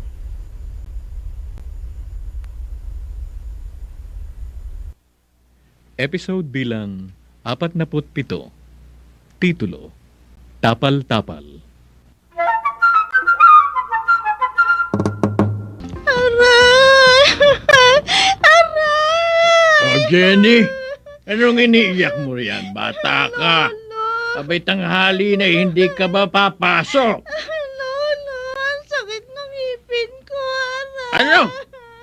Ba't hindi mo sinabi sa nanay mo kanina? Paano yan at nakapasok na siya sa opisina? Ay, ano ba yung pinagkakaguluhan ninyong dalawa diyang maglolo, ha? Jenny, apo, bakit ka anak umiiyak? Ito kasing apo mo, masakit daw ang ngipin. Paano natin madadala yan sa dentista? Wala tayong pera. O siya, tingnan ko, lapit na rito, Jenny, tigil na ng pag-iyak. Nga. Lola, sakit-sakit eh. Nako, ibuka mo yan, bunganga mo teka, Santissima, puro bulok itong mga ipin mo, bata ka. Kasi hindi nagsisipilyo ng ngipin. Ayan, ang agang nasira ang mga ngipin ng bata. Naku, ikaw naman. Masama na nga ang pakiramdam ng apo mo eh. Huwag mo nang kagalitan pa. Oo, siya, tahan na, Jenny. Mando, mabuti pumunta ka sa likod ng bahay natin at tingnan mo kung may bunga yung avocado natin. Avocado? Ano naman yung koneksyon nun dyan sa sakit ng ngipin ng apo mo? Di gagamitin ko. Kumuha ka ng isang bunga at kunin mo yung buto. Gagamitin ko rito sa ngiping sumasakit ni Jenny. Oo, pwede ba yun? Oo. Mainam na gamot sa ipin yung buto ng avocado. Naalaman ko ito kay Kumaring Marta. Ipapasak lamang daw sa butas ng ngipin ang maliit na piraso ng buto ng avocado. At maya-maya lang, matatanggal na yung sakit. Ganun ba? Sige, kukuha na ako ng avocado. Dalian mo, Mando, ha? Oo. Jenny, halika po. Kukuha na ng gamot ang lolo mo. Huwag ka nang umiyak, anak. Oo nga naman. Sakit-sakit. Sige na. Huwag ka na umiyak at kukuha na ako ng avocado. Ngayon din.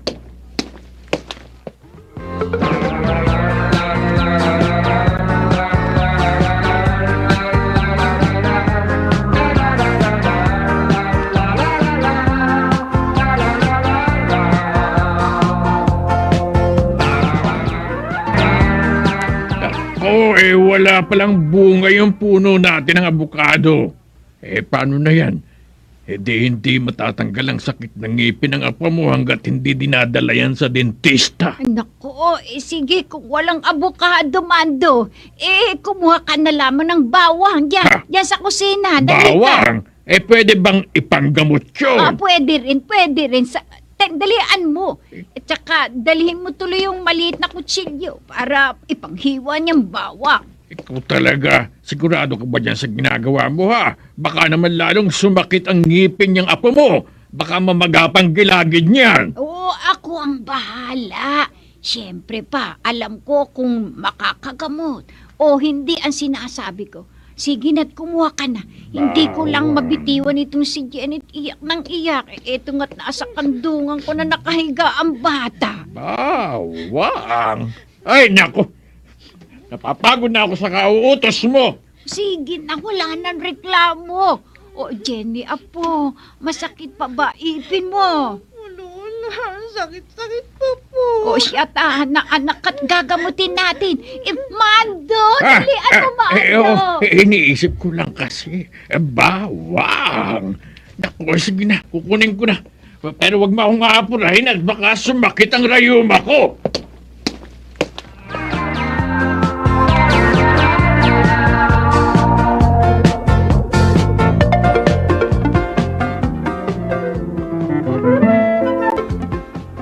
Jenny, apo. Ala, sige. Ilalagay ko na rito sa butas ng ngipin mo itong maliit na piraso ng bawa. Sige, ngumanga ka na anak. Nga. Sige pa. Ilalagay kitong bawang yan. Maanghang pa yuya. Hindi. Anong maanghang ang pinagsasasabi mo? Bawal lamang ito. At saka hindi naman ito sili Oo, siya. Sige.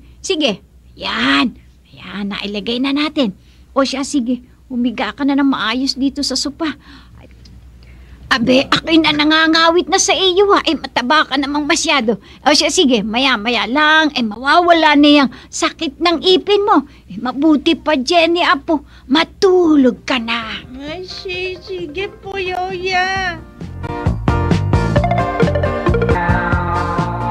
Ay, nako. Salamat at nakatulog din ang apo ko.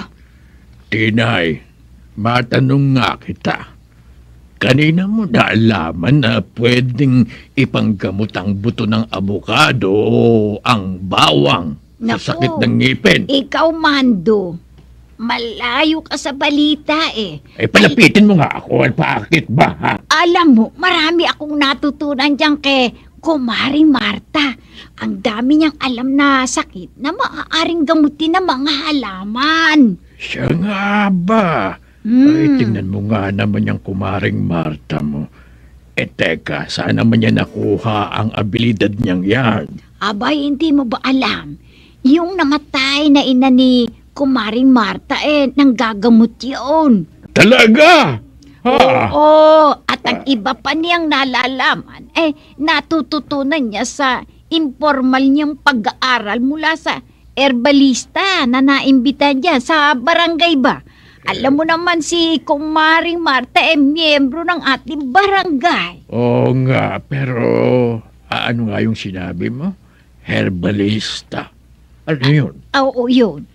Teka, ito yung mga manggagamot na gumagamit ng mga natural na paraan sa paggagamot tulad ng halaman at iba pa. Katulad ng acupressure baga at saka reflexology. Merong pang acupuncture. Pinag-aralan din ba yan? Aba, oo. Hindi lang katulad ng pag-aaral na ginagawa ng mga doktor. Madalas, ang mga herbalista ay mga incheck. Alam mo, maraming alam yung mga incheck tungkol sa oriental medicine daw. Tulad ng mga herbal medicine o paggamit ng mga halaman sa panggagamot. Nako. Marami ka palang natutunan dyan kay Kumare. Aba, oo. Binigyan pa nga niya ako ng listahan ng mga halaman na maaaring magamit sa ordinaryong mga sakit.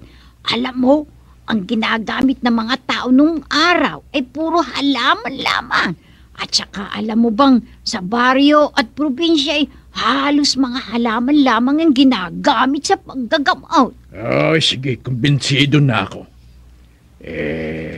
Ano-ano namang mga sakit yung nagagamot ng mga halaman? Marami. Tulad ng yan, katulad ng sakit ni Jenny, sakit sa ipin. Meron din sakit sa ulo, tiyan, gamot sa sugat, pamamaga, rayuma. Di ba may rayuma ka? Huwag mo na ipaalala pa. Ayan. Sasakit lang ito. Diabetes, mataas na presyon ng dugo, pilay, ubo, sipon, at marami pang iba. Alam mo ba na mainam na gamitin pampurga ang tsaa mula sa nilagang dahon ng mangga? Ay, ganoon. Ang gagawin mo lamang, didikdiking ang dahon. Pwede rin na ang dahon ng kamuting kahoy. Bilang, ang tawag nila, compress. Compress. Oo, para bumaba ang lagnat. Ayun. Ang pinaglagaan naman ng dahon ng bayabas para panlanggas ng sugat.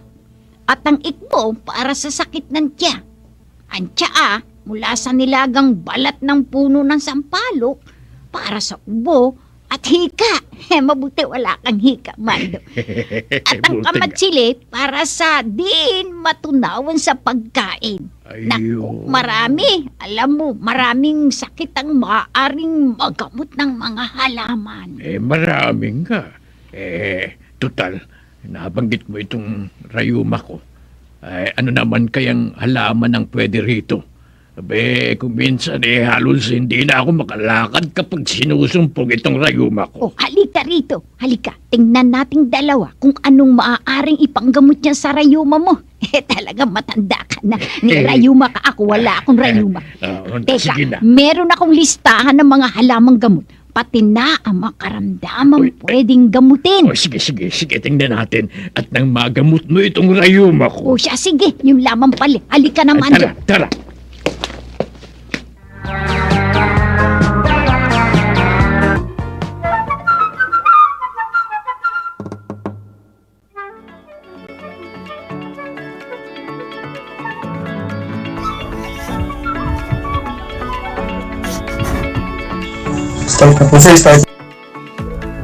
Napakinggan natin ang mga naging eksena sila na pinamagatang tapal-tapal.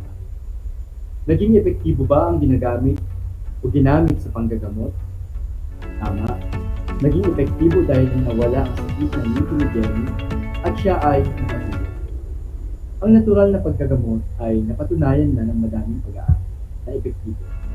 Sa panahon ngayon, pataas ng pataas ang halaga ng mga bilihin tulad ng gamot. Ang pagkakasakit ay isang bagay na dapat iwasan dahil mahal ang gamot at ang panggagamot. Padami ng padami ang mga taong umabalik sa sinaunang paraan ng panggagamot. At ngayon, ihanda na ang iyong sagutang papel at panulat upang ang mga ilang katanungan base sa mga impormasyong ito. Tawagin natin itong, alam mo ba? Meron lamang tayong 5 segundo para sumagot sa mga tanong sa bawat. Sa unang ito ay alternatibong gamot na gumagamit ng mga dahon ng halaman, ugat, bunga nito, bulaklak, at pati na din ang balat ng halaman upang mapagaling at maiwasan ang mga sakit.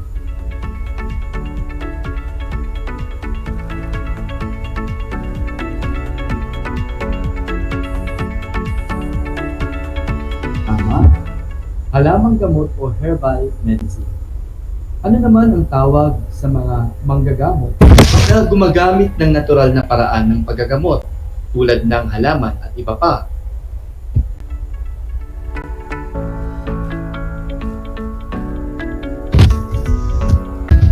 Magaling.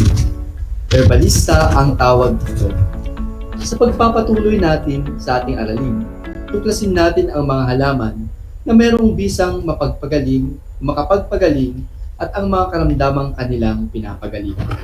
Tignan mo kung ang mga halamang babanggitin ay matatagpuan sa inyong bakuran o sa halaman ng iyong kapitbahay.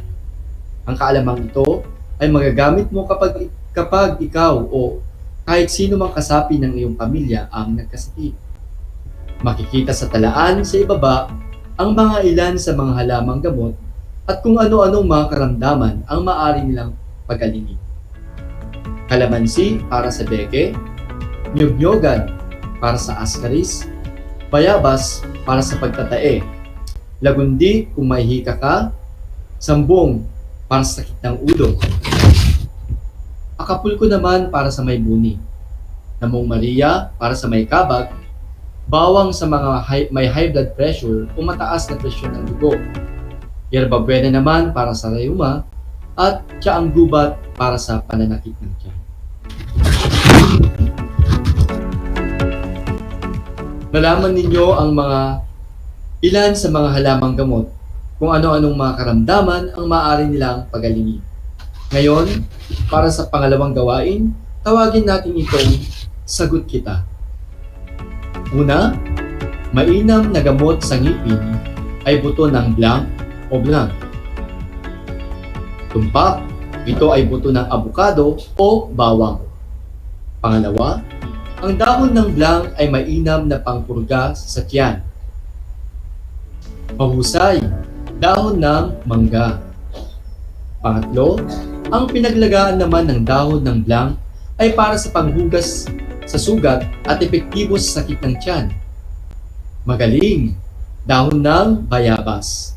Pang-apat, ito ay tsaa mula sa nilagang balat ng puno ng blanc para sa ubo at hika. Correct, balat ng puno ng sampalok. At panghuli, ang blanc ay para sa di matunawan ng pagkain. Wasto, ito ay balat ng sili. Isa na namang mahalagang paksa ang ating tinalakay ngayong tungkol sa natural na paraan ng panggagamot o herbal medicine. Sana ay marami kayong natutunan sa ating aralin at magamit ninyo ito sa inyong pang-araw-araw na sitwasyon. Manatiling nakatutok dito sa Aral TarlakHenyo ng Schools Divisions of RTV Channel 26 at sa DCTC 828 Radyo Pilipino Tarlac. Huli, ako ang inyong gurong tagapagturo, Francis D. Paduyos, ALS Mobile Teacher ng Anao District, na nagsasabing, sa ALS, abot mo ang iyong pangarap dahil sa ALS may pag-asa. Maraming salamat sa inyong pakikinig.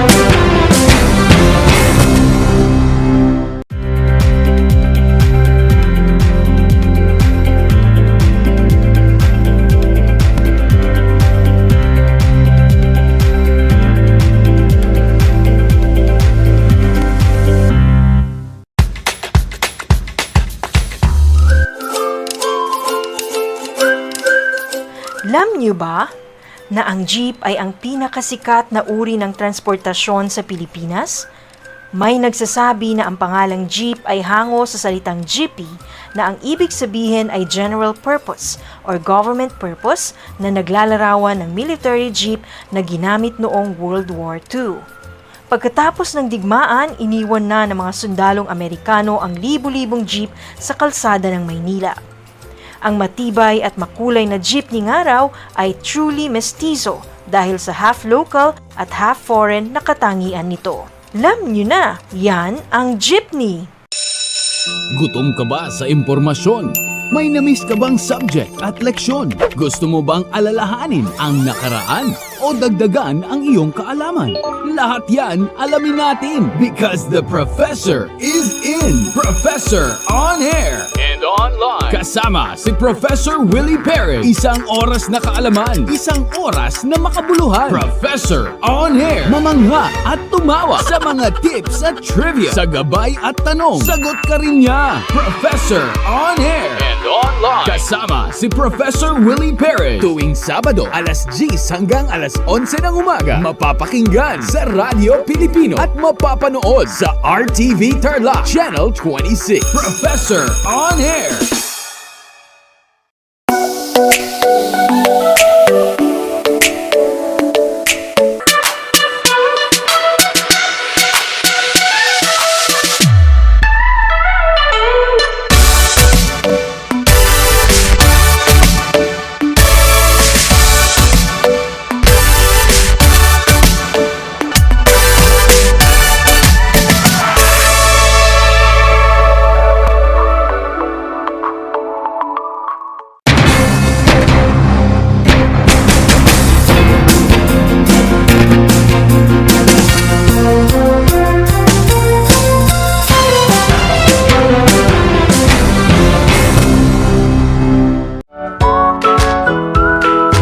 How are you today? Hello, everyone. Hello, learners of Tarlac. Good morning, Mas Talino Grade 4 learners! Welcome to Aral TarlakHenyo Here on RTV Tarlac Channel 26. Simulcast over DCTC Radyo Pilipino Tarlac.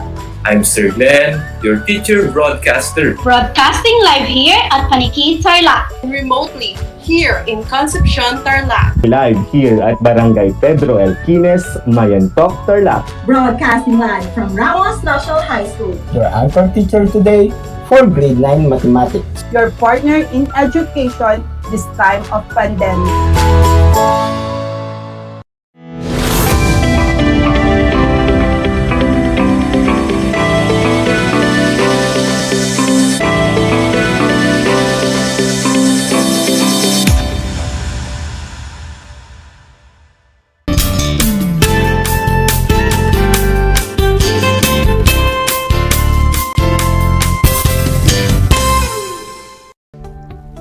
Good afternoon, grade 9 learners. Welcome to the second episode of English 9 fourth quarter, MELC 1. You are now tuning into Aral TarlakHenyo here on RTV Tarlac Channel 26. Simulcast over DCTC 828 Radyo Pilipino Tarlac. We're also seen on Converge Cable TV Channel 100. I am Angelique Boadilla, your teacher broadcaster from Villa Aglipay National High School. I hope you are all healthy and safe as you continue having fun and exciting learning while you are in the comfort of your homes. And of course, to start our discussion right, I want you to prepare your learning activity sheet, your pen, and your activity notebook. Once you are ready, find the most comfortable area in your place where you can listen and participate well in our discussion. If you are now ready, be engaged in our today's lesson by typing your answers to our activities later on the comment section of our Facebook Live on RTV Channel 26.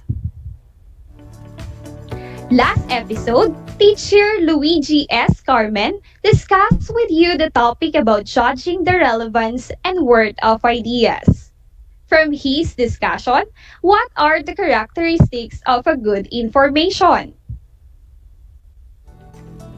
That is right. The characteristics of a good information must be credible, accurate, and relevant. Very good for remembering that. Today, we'll now be moving to the lesson 2 of our MELC 1, and that is judging the author's reasoning, using of course the deductive method. Take note that at the end of our session, you are expected to first, determine the method of reasoning used from a material presented. Second, differentiate sound from unsound reasoning. And lastly, judge the soundness of author's reasoning. And here is our learning map for today. You'll be having 4 enrichment activities and a pause activity. So, what are you waiting for? Fasten your seatbelt and get ready to learn. Nowadays, we read a lot to be informed and be updated with what is happening around us. There are lots of issues that make us and our well-being. From the information we get from a certain issue, we also make judgment. Let us not forget that before we make our judgment, we must check the following. Number 1, evidences. Number 2, validity of information. Number 3, credibility of facts, and of course the author. And the last but not the least, the soundness of author's reasoning. Argumentative text or featured reading material today is widely read. It is actually a piece of writing that takes a stance on an issue, whose purpose is to convince a reader that a point of view is valid, or to persuade the reader to take a specific action. Examples of it are the editorial and column writing you usually read in your school publication, or on your favorite newspaper like the Manila Bulletin. An argumentative text has 3 major components. Let us take a look at the example here and let's identify them. Here is the example. Read with me. Before you light the end of that ugly little white stick, stop and think. Do you want to be one of those people who smells like an ashtray, has leathery wrinkly skin, and who can't even walk up the step without being out of breath? I don't think so. So, listen right now before you start. Smoking causes heart disease, lung cancer, and other atrocious diseases. It also can even shorten your life up to 20 years. If you don't care about health issues, think about your appearance. Smokers have yellow teeth, black lungs, and smell horribly. Why would you want to smoke? It's simple. You don't. Listen up now because there are ways to stop. Please put out the cigarette, take a breath of fresh air, and march in the direction of a smoke-free life. You don't want to smoke, believe me. Now, let's see. From the text, the claim is in the last sentence. Claim simply refers to the thesis statement of the text. And then the next component is the reason. The reason are found in the 2nd, 5th, and 7th sentence of the text. Reason simply support the claim. And the last component is the evidence. The evidence from the text is shown in the 4th sentence. Evidence refers to facts, documentation, or testimony used to strengthen a claim, support the argument, and reach the conclusion. I hope you've got the point. Let us now try to awaken your mighty minds in our first activity entitled Figure It Out. In your learning activity sheet on page 1, let us test if you knew What kind of statements are the following? For the directions, identify whether the given statements are letter A, fact, B, opinion, C, reasoning or claim, or D, evidence. Choose the letter of the correct answer and write it directly on your learning activity sheet. Is that clear? If so, let us now begin with number 1. According to DOH, the Philippines has 576,352 COVID-19 cases as of February 28, 2021. What is your answer? If your answer is letter D, evidence, you've got it correct. Now let's move on to number 2. The Filipinos are worth dying for. A statement from Benigno S. Aquino Jr. What is your answer? Very good if your answer is letter C, claim. The next number is number 3. President Rodrigo Roa Duterte is the 16th President of the Philippines and the 6th President of the 5th Republic. What is your answer? Very good if your answer is letter A, fact. Now, let's move on to number 4. The population of the Philippines is more than 111,046,113 as of 2020 according to www.macrotrends.net. What is your answer?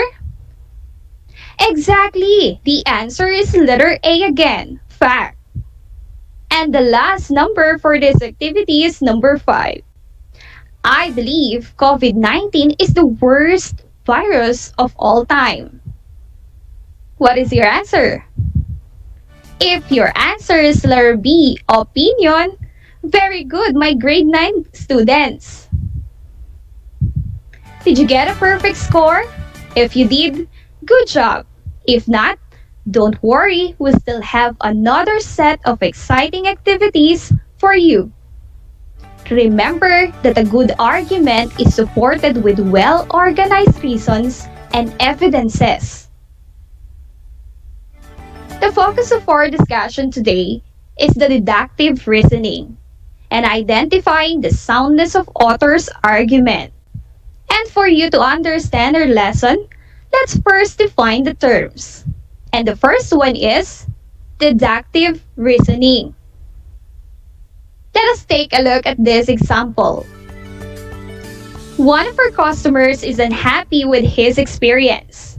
He does not like how long it takes for a return call. Therefore, if we provide a quicker response, he will be more satisfied. From the text, deductive reasoning takes up a general idea as seen on the first sentence of the text, and to specific ideas seen on the latter part of it.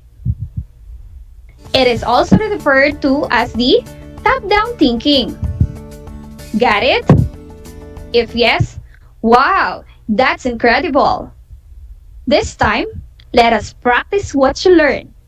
Go over your learning activity sheet, look for activity number 2, letter A on page 1. The directions: draw a happy face on the line before each number if the statement follows deductive method, and sad face if it's not. Ready? Let's start with number 1. It's dangerous to drive on an icy street. The streets are icy now, so it would be dangerous to drive on the street. What is your answer? If you drew a happy face, that is right, because it generalized that icy streets are now dangerous. Let's go with number 2. The left-handed people I know use left-handed scissors. Therefore, left-handed people use left-handed scissors. What is your answer? If you drew a side face, you've got it correct because it is started from a specific experience rather than general. And the last number for this activity is number 3. All cats have keen sense of smell. Fluffy is a cat, so Fluffy has a keen smell. What is your answer? Alright, if you drew a happy face, very good again, because it generalized the argument using the cue word all. Did you get a good score? I hope so. Now, after defining the term deductive reasoning, let's now have the next term, which is soundness. Take a look at this example. Let's go with mathematics. All numbers ending in 0 or 5 are divisible by 5. The number 35 ends with 5, so it must be divisible by 5. From the example, sound argument starts with statements that are actually true. As you can see on the text, statements are all true. While for the unsound, some statements are false. Let's take a look at this example. Some organisms with wings can fly. Penguins have wings. Therefore, penguins can fly. Do you agree with that? Of course not. Penguins can fly. Therefore, it is unsound because it has a statement that is false. Got it? If yes, that is good. But let us again practice what you learned. Look for activity number 2, letter B, in your learning activity sheet on page 2. Identify whether the following statements are sound or not. Put a check mark on the space provided before each number if it's a yes, and mark it X or wrong if it's not. Ready? If yes, let's now have number 1. All noble gases are stable. Helium is a noble gas, so helium is stable. Is it sound or unsound? And the answer is check mark. It is sound. Now let's move on to number 2. My state requires all lawyers to pass the bar to practice. If I do not pass the bar, then I will not be able to represent someone legally. What is your answer? Is it sound or unsound? If your answer is check mark, very good. It is sound. And the last number for this activity is number 3. All women have blue eyes. Ella is a woman. Therefore, Ella has blue eyes. What is your answer? Is it sound or unsound? The answer is correct. X mark. It is unsound. Because although Ella is a woman, it doesn't guarantee that she has a blue eyes. Did you get a perfect 3 points? If yes, comment #wow on our comment section. This time, let us deepen your understanding. Look for activity number 3 entitled Make a Claim on your learning activity sheet on page 2. For the directions, underline the claim in each of the following passages. Then, circle the statement that shows the reason or evidence for the claim. After we read the passage once, I'll give you a few seconds to fix your answer before we check your work. Is that clear? If yes, let us now have the passage number 1. I want you to follow me as I read the text. People have been less physically active since pandemic. Experts found out that unsurprisingly, Almost everyone's exercise habits changed when the pandemic started. Instead of walking and biking in the park, they choose to stay at home, for it saves lives and mitigates the spread of virus. You may read again the passage on your own as I give you some few seconds to finish your answer.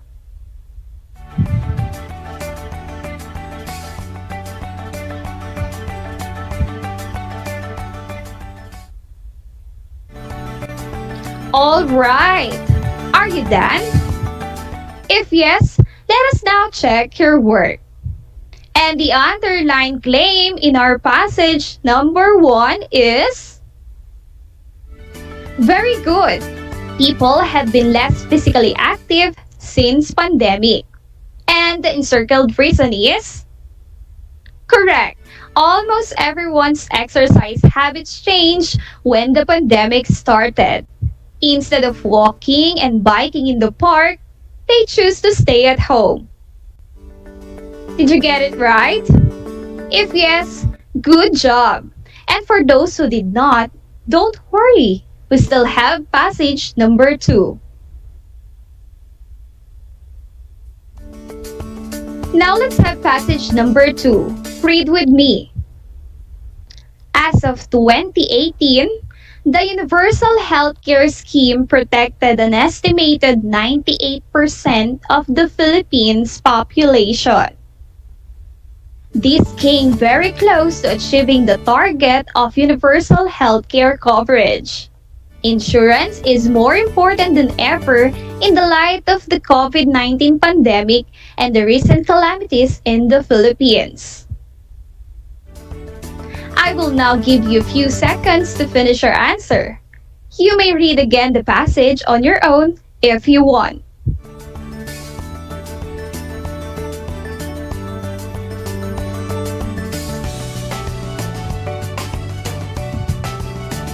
All right. And the underlined claim in the passage number 2 is very good again. Insurance is important. And the encircled reason is correct. The Universal Healthcare Scheme protected an estimated 98% of the Philippines' population. Did you get it right? If yes, bravo, my grade 9 learners! You're getting more amazing today. Take note that it is very important that you know to find the author's claim, reasons, and evidences to judge the soundness of author's reasoning. Now, let us not take it any longer your eagerness to learn and have our activity number 4 entitled Connect It. Check your learning activity sheet on page 2. Are you good with that? If that's so, let us now analyze an excerpt from Are Mobile Phones a Health Risk? Written by C. Wilson and published in the year of 2017. For the directions, encircle the general idea from the excerpt, then underline the specific ideas, pointing out the positive and negative sides of the issue. We have mentioned a while back that deductive reasoning is taking up general idea to specific idea. Don't forget that. Are you now ready to read with me?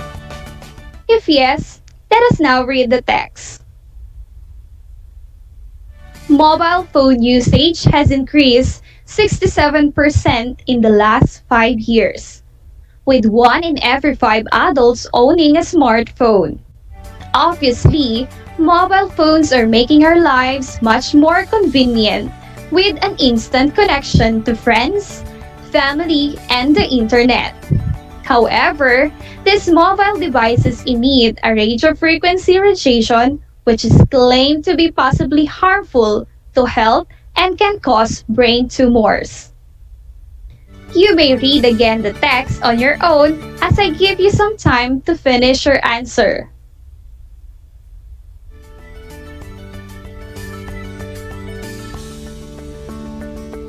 Alright, let's check your answers. The general idea in the paragraph is in the sentence number 1, while the specific ideas are presented in the second and third sentences, where the second sentence answers the issue that is not risky to help, and third sentence answers it as a yes, it is risky to help. Did you get the answers right? If yes, wow, you are all amazing! This time, will you recall our discussion a while back about the soundness of authors' reasoning? Yeah, that's right. Aside from the concept of general to specific idea, statements must actually be true and they are equal or congruent to the conclusion of the text. And to strengthen your learning for today, continue accomplishing number 4, activity letter B, and activity number 5. For activity number 4, letter B, continue reading the article, Are Mobile Phones a Health Risk? And answer the questions that follow. Here are the questions. Number 1. What is the claim of the author? Number 2. What is the reason presented? And number 3. What is the author's reason? Is the author's reason sound or unsound? Why or why not? While for activity number 5, you'll read another piece of argumentative text entitled Community Pantries, which is written by Jiki Amante. Then, complete the table that comes after with the correct answers. You may use a separate sheet of paper for your output. You may also access the following references like your English textbook and the SLM in English 9 for additional information. Once you accomplish the activity, pass your work to your English teacher. But if you still find the lesson hard to understand, you may send us your queries as we help you learn from the comfort of your homes. And that's it. That's the end of our session for today. Congratulations, my grade 9 learners. You've learned a lot again today about judging the soundness of authors' reasoning. It was indeed fun and exciting learning new lessons with you. Watch out for the next episode in English Time with teacher J.R. Messina for the next topic, which is judging the soundness of authors' reasoning. But that time, using the inductive method. Keep tuning into Aral TarlakHenyo here on RTV Channel 26, simulcast over DCTC, 828 Radyo Pilipino Tarlac. Watch us also on Converge Cable TV, Channel 100. Once again, I am Angelique Ibo Wadilla, your English 9 teacher broadcaster for today, saying, true learning is found in the deepest corner of our hearts. Read wisely and learn intelligently. Thank you and God bless.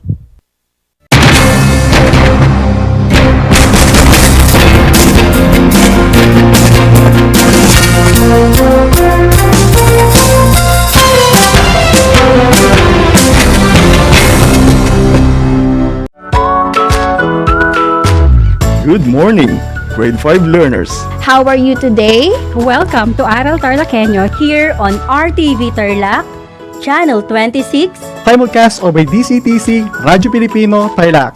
I am Sir Joshua Evaristo, your teacher broadcaster, Aiming to give you another fun-filled learning experience, serving you with the different skills learn and have fun together.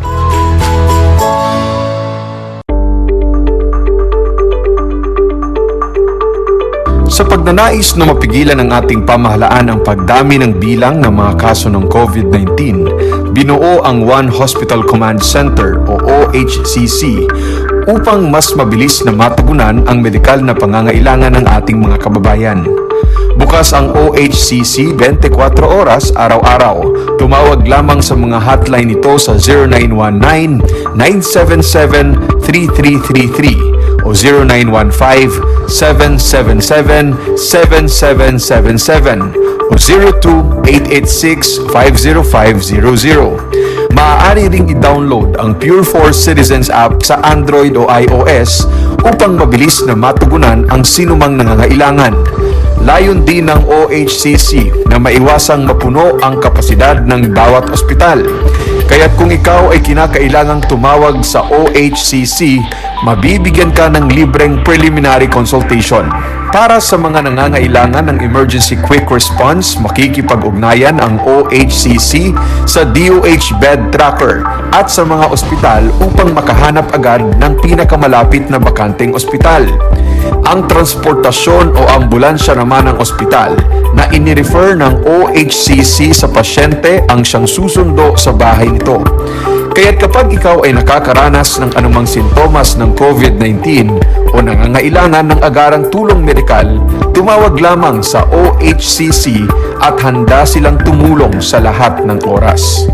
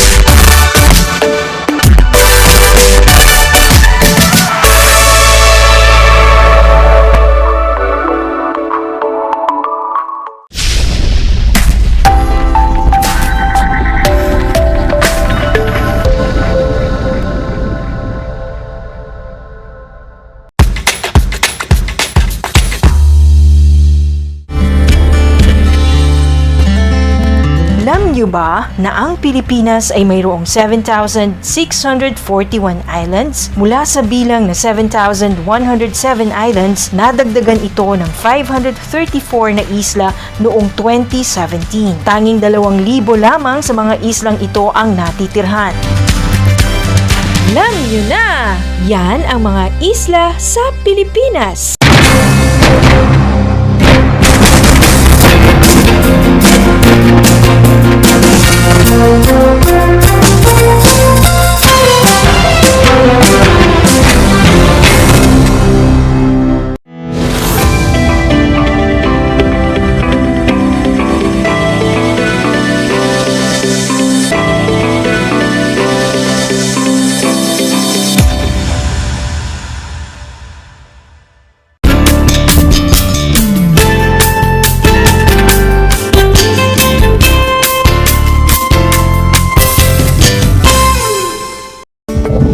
Welcome sa ating Aral TarlakHenyo ng Schools Division of Tarlac Province sa RTV Tarlac Channel 26 at DCTC 828 Radyo Pilipino Tarlac. Magandang araw, narito na naman tayo nag-aaral at nagpupunyagi upang maging makadiyos, makatao, makakalikasan at makabansa. Kumusta kayo mga ginigiliw naming mag-aral sa ikasyam na baitang? Ang aking pagbati at paghanga sa inyong masidhing pagpupunyagi sa pag-aaral sa kabila ng hamon ng pagkakataon ng COVID-19 pandemic.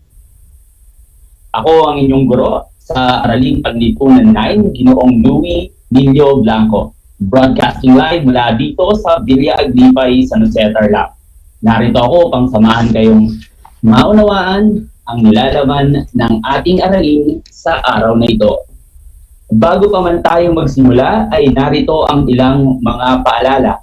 Siguraduhin ninyong nasa isang lugar kayo ngayon na komportable at maayos na naririnig ang ating broadcast. Matanong ko lang, nagmerienda na ba kayo?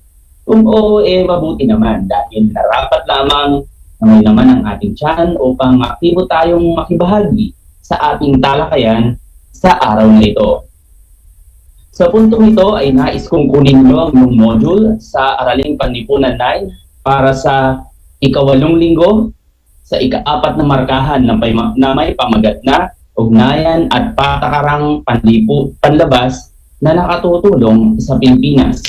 Ihanda na rin ang inyong ballpen at sulatang papel upang makitala ninyo ang mga mahalagang impormasyon na aking mababanggit. Ang ating paksang aralin sa araw na ito ay ang kalakalang panloob at kalakalang panlabas. Bago tayo magsimula sa ating paksa ngayong araw ay alalahanin muna natin ang ating nakaraang talakayan or dun sa ating nakaraang episode. Ang ating nakaraang paksa ay tungkol sa mga dahilan at epekto ng informal na sektor. Mga dahilan ng informal na sektor. Una, makaligtas sa pagbabayad ng buwis sa pamahalaan. Second bullet, makaiwas sa masyadong mahaba at masalimuot na proseso ng pakikipagtransaksyon sa pamahalaan o ang tinatawag na bureaucratic red tape. Sa aspektong ito ay pumapasok ang labis na regulasyon ng pamahalaan. Next, kawalan ng regulasyon mula sa pamahalaan na kung saan ang mga batas at programa ay hindi na ipapatupad ng maayos. And lastly, makapaghanap buhay ng hindi nangangailangan ng malaking kapital o puhunan at mapangibabawan ng matinding kahirapan. Meron din mga tinatawag na mga epekto ng informal na sektor. Ito naman yung mga yon. Una, pagbaba ng halaga ng nalikom na buwis dahil ang mga kabilang sa informal na sektor ay hindi nakarehistro, hindi rin sila nagbabayad ng buwis mula sa kanilang kinikita o operasyon.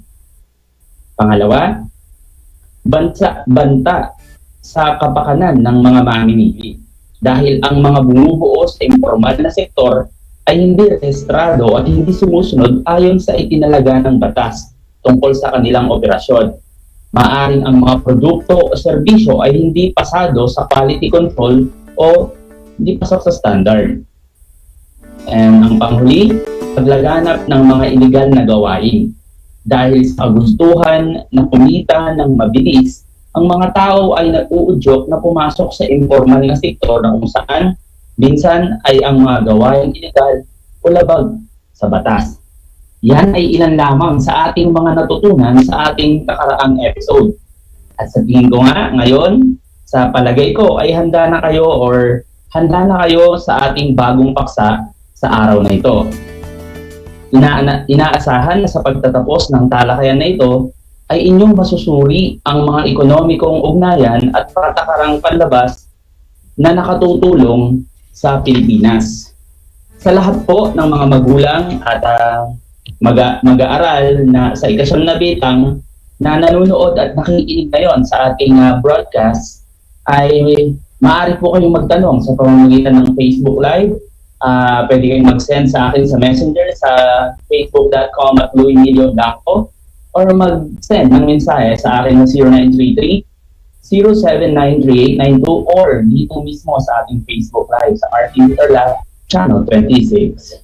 Okay, sa puntong ito ay sukatin muna natin ang inyong paunang kalaman tungkol sa ating paksa or sukatin natin yung kahandaan ninyo sa ating gagawing talakayan sa araw na ito. Kunin muna ninyo ang inyong mga ballpen at sulatang papel at nais kong sagutan ninyo ang mga katanungang ito. Number 1, ito ay tumutukoy sa pagpapalitan ng mga produkto at serbisyo ng mga bansa. Ulitin ko, ito ay tumutukoy sa pagpapalitan ng mga produkto at serbisyo ng mga bansa. A. Kalakalang panlabas. B. Kalakalang panloob. C. Kalakalang galyon. D. Kalakalang barter. Ano ang sagot? Kung ang inyong sagot ay letter A, kayo ay tama. Number 2. Ito ay kinikilala bilang samahang namamahala sa pandaigdigang patakaran ng sistema ng kalakalan or global trading system sa pagitan ng mga kasabing estado o member states? A. Asia Pacific Economic Corporation or APEC. B. Association of Southeast Asian Nation or ASEAN or ASEAN. C. World Trade Organization or WTO. D. World Health Organization or WHO. Ang inyong sagot? Kung ang inyong nilagay na sagot ay letter C, binabati ko kayo ay tama. Number 3. Ang samahang ito ay naglalayong paunlarin ang ugnayan ng mga bansa sa Timog Silangang Asya. A. Asia Pacific Economic Corporation or APEC. B. World Trade Organization.